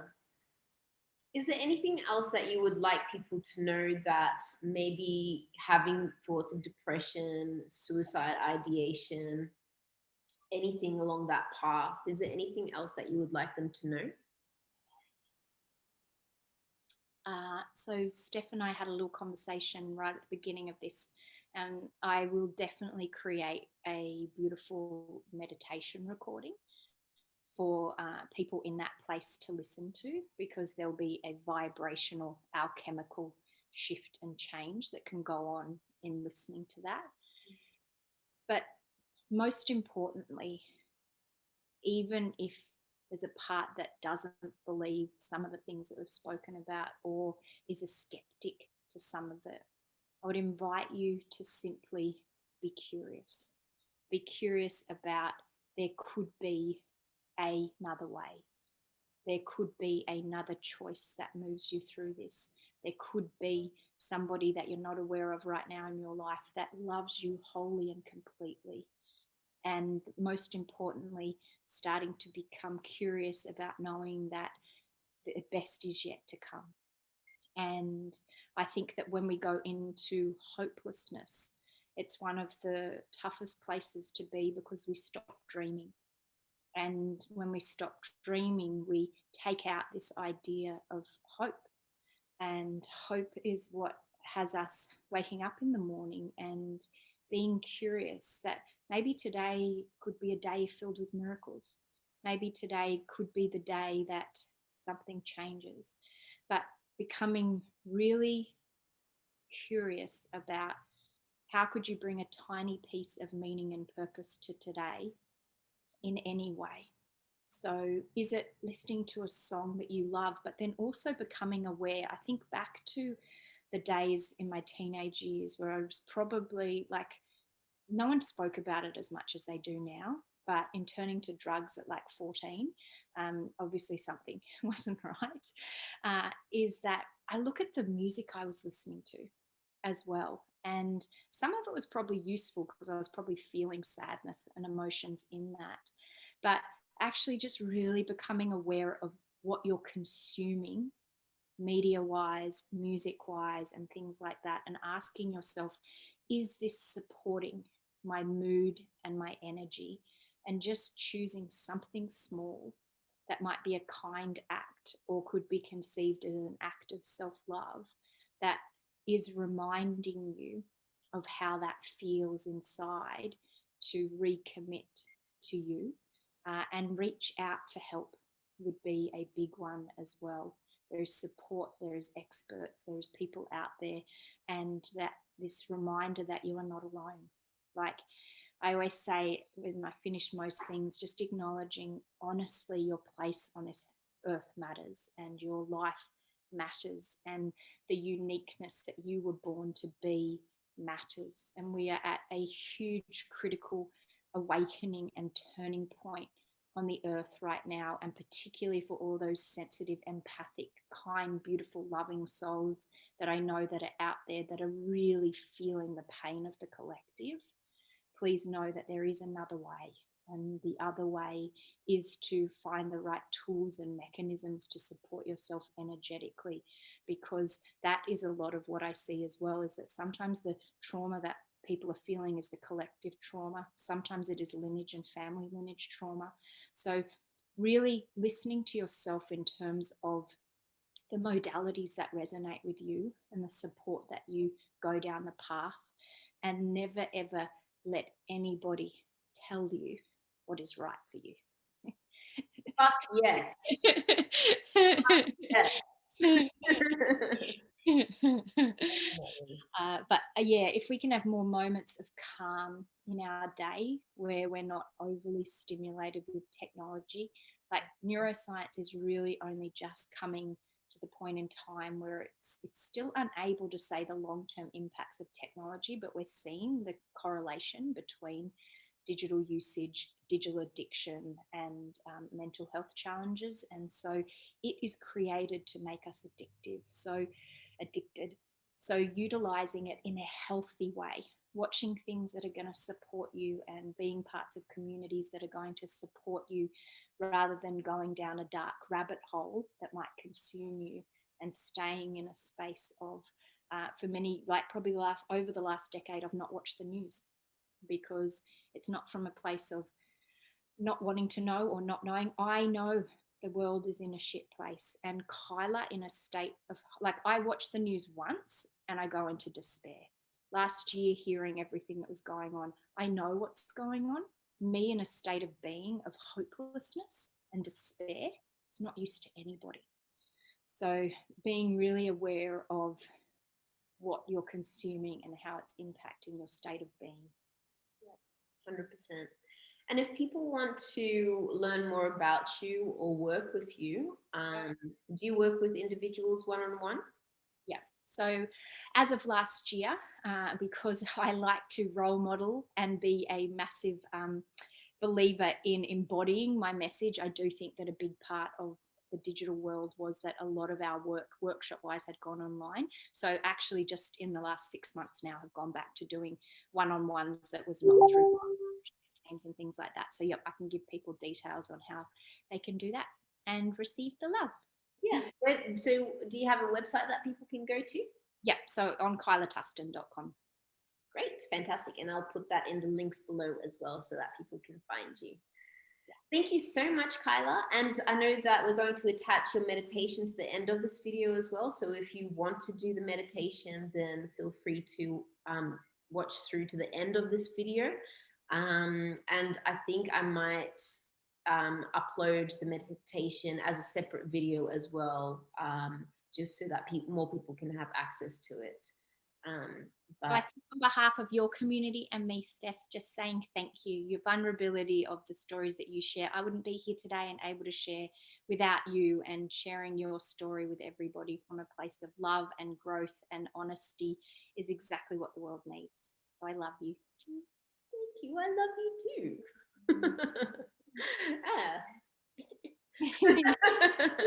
Tease.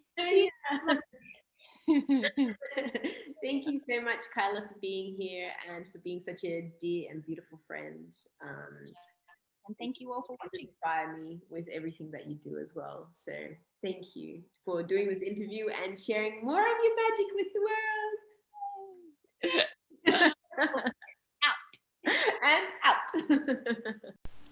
As we journey together today, I'm going to invite you to find a comfortable position, a place and a space where you will not be disturbed, where you can feel safe and comfortable, to close close your eyes, to either lean on the chair, sit or lay on the ground, and allow yourself this moment in time as we journey to ignite even greater levels of relief, hope, contentment and connection into your heart, into your mind, into your life.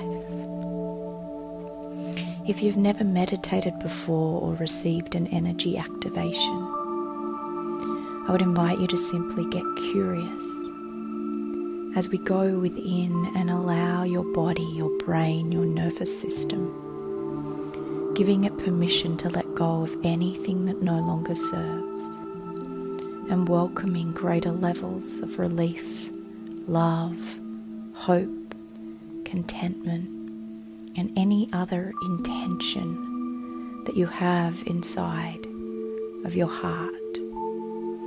So if you haven't already, allowing yourself to get into the most comfortable of positions. And as you do this, noticing where your body connects to the ground, to the chair, to the earth. And then inviting you to close your eyes, knowing that as we journey together today, if feelings, if thoughts, if ideas, if sensations in your body rise, in each and every moment, we are going to invite kindness, love, and acceptance. If your mind wanders, simply giving yourself permission to bring it back to my voice, to this moment, to your body, to your breath. So beginning now to take the deepest breath that you've taken all day. As you breathe in, holding for 2, for 1, and then sighing out.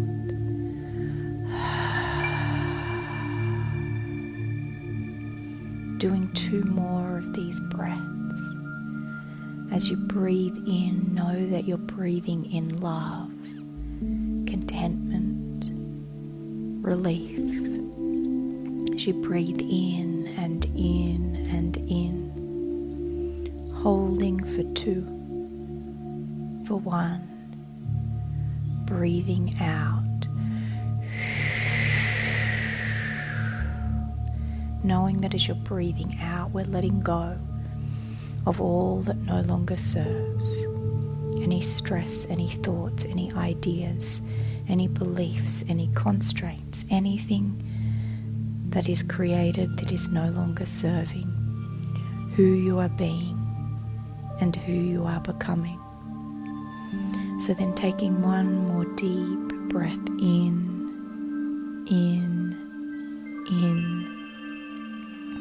holding for 2, for 1, breathing out.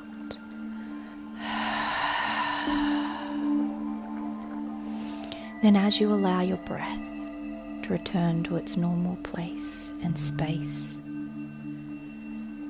start to listen to all of the sounds that you can hear. Can you hear my voice, your breath, and any sounds that you can hear in your room, outside, in the background? Just becoming completely present to this moment, to all of the sounds that you can hear. And even if you can hear the sounds of your thoughts, just letting them be as you become present here and now. And then as you allow all of the sounds to just be, start to notice what you can feel in this moment. As you start to scan your body from the tips of your toes, through your legs, through your body, up and out your shoulders and your head, and noticing if there's any tension in any parts of your body, your mind, your brain, your thoughts, and simply sending your breath, allowing it all to release, to let go, to relax, and then taking another deep breath in, holding for 2, for 1, letting go.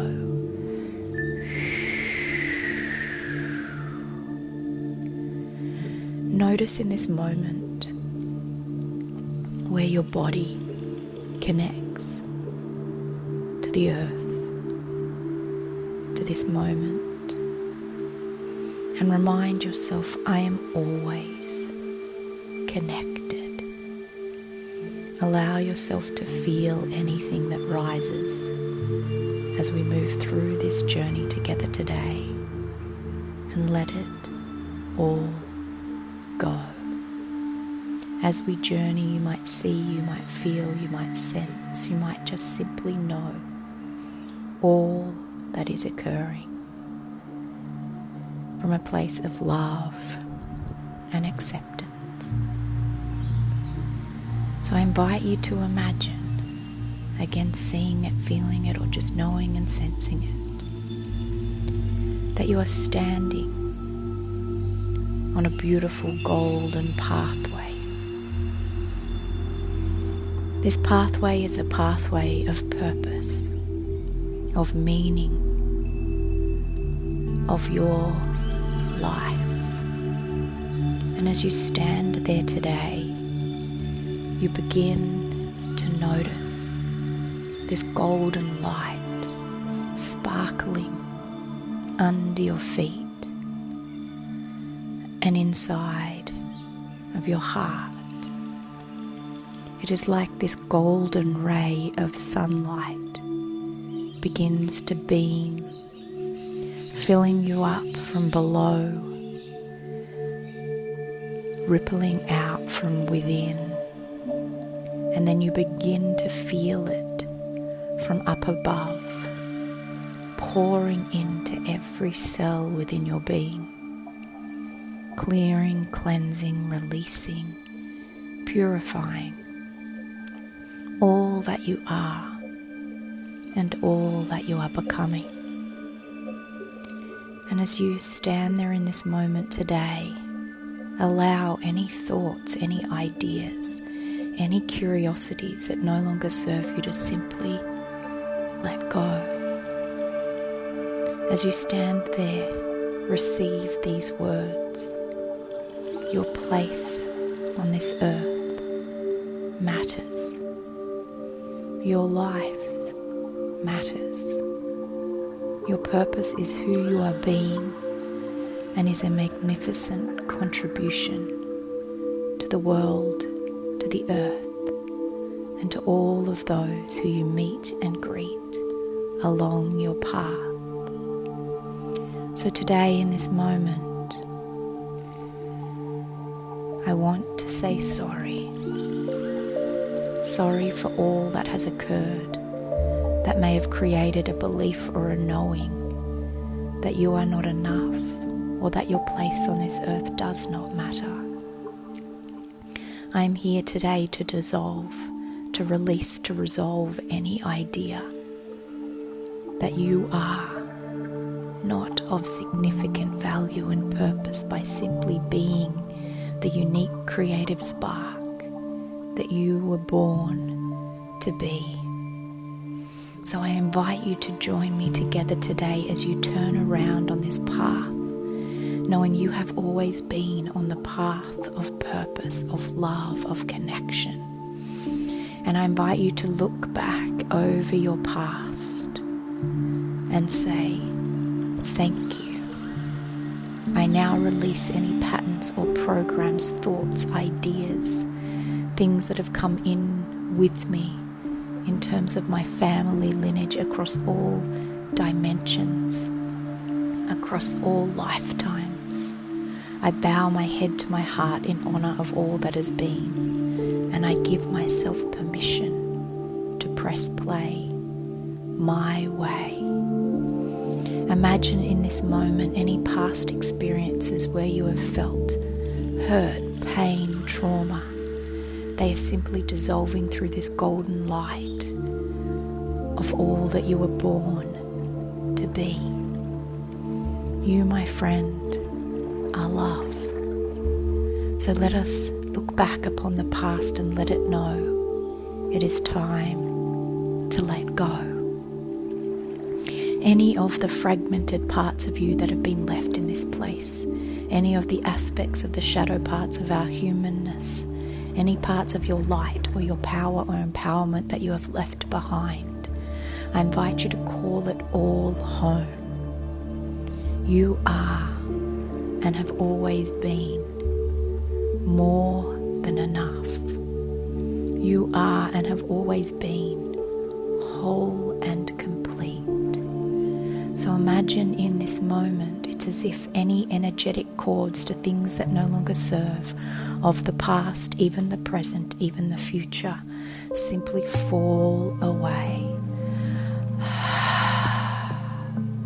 Allow a grateful relief to wash over you, even if you do not believe it can exist in this moment. Give yourself permission to set yourself free. And as you stand there in this moment, know that what is we are doing for the one, we are doing for the all. So hear these words. May all living beings be liberated, wild and free to be. May all living beings be liberated, wild and free to be. May all living beings be liberated, wild and free to be. So as you allow those words to ripple through you, across all time and space, we say goodbye with love to any parts of you, any pieces that have been fragmented that no longer serve you, any parts of your identity, belief, constraints, constructs, any shackles from the past that have been placed upon you, any imprints, implants, any beliefs, ideas, any values that you have held on to because you should, are all releasing, resolving, dissolving in this moment. You are becoming all that you were quite simply placed upon this earth to be. So as you bid all of these parts goodbye, I invite you to take the deepest of breaths in and out as you make a conscious choice and decision now to turn around, to stand and be present, strong and empowered in this moment in time, knowing that you get to choose. You get to give yourself permission to press play on your life your way. So I invite you now to give yourself permission to dream again, to allow the vibration and frequency of hope to wash all the way into you, into your heart. Imagine it clearing and cleansing through your brain, through your nervous system, through your bloodstream, through your bones, through your DNA. Know that it is reactivating this idea within you that the best is yet to come.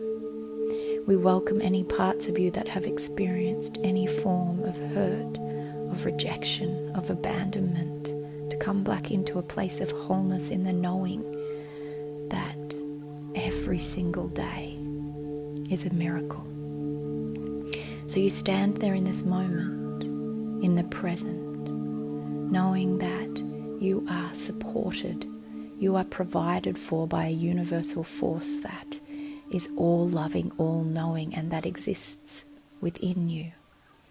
So allow this to ripple from the inside out. As you stand there in this moment and you ask yourself, if there was one message, one purpose or meaning for this moment that my soul wanted to speak to me now, what might this be?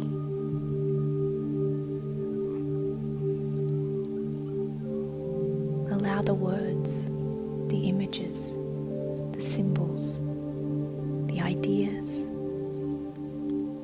whatever this might be, to flow through you, to you, and for you. As you know that today is an opportunity to reset, and you stand there in this moment acknowledging that there is a piece and a part of you that can stand tall and proud of all that you are and all that you are becoming. So as you acknowledge that your soul and all of its wisdom is infinite inside of you, I invite you to take one step forward. And as you do, as you take this action, this step, you acknowledge that all of these lights light up around you, in front of you, within you, to the people, to the places, to the opportunities, to where all of your dreams exist. And you simply pause and breathe and welcome. Impossible dreams come true. You welcome back the returning of love, of hope, and of this ability to be a part of the miraculous change that is transforming on our earth at this moment in time.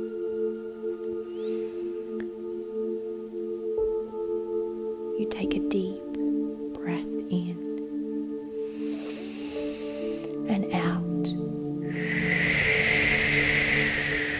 And we give thanks now to all that is coming your way, while remembering to stay completely present, grounded and anchored in this moment, allowing your senses to be ignited by the beautiful pleasures of each and every moment, the sounds that you can hear, the things that you can see, the tastes that you can taste, and the delicious savoring of each and every moment, knowing that it is each and every moment and who you choose to be that matters most.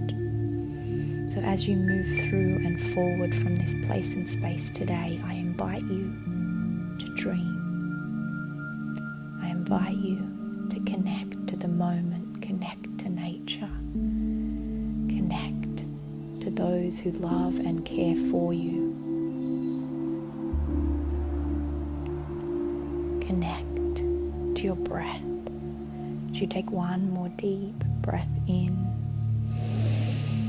and out.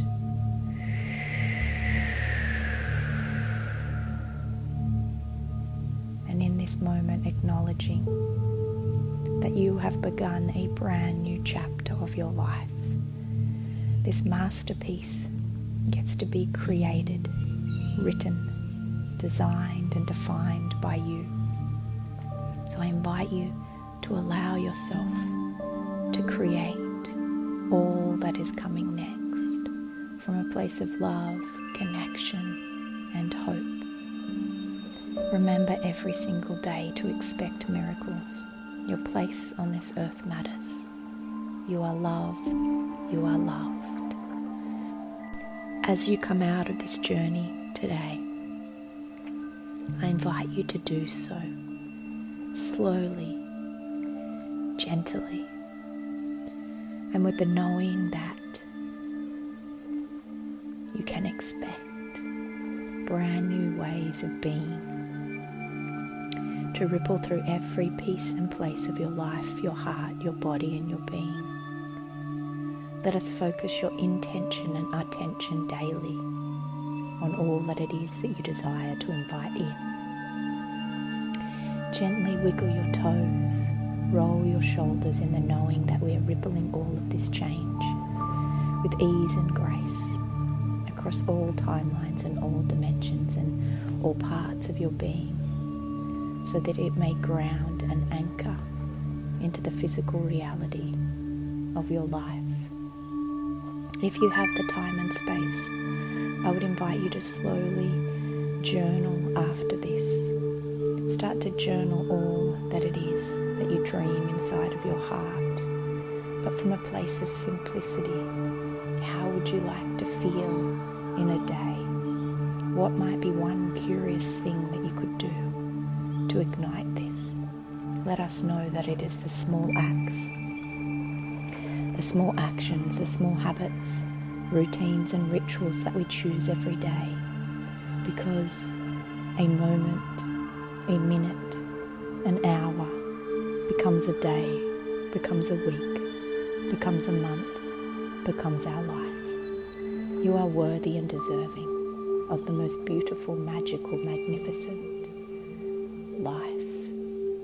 And the world is lucky to have you in it. So let us ignite the values of all that is important to you, in the knowing that your place, the home in your heart, always has a space to belong in this moment.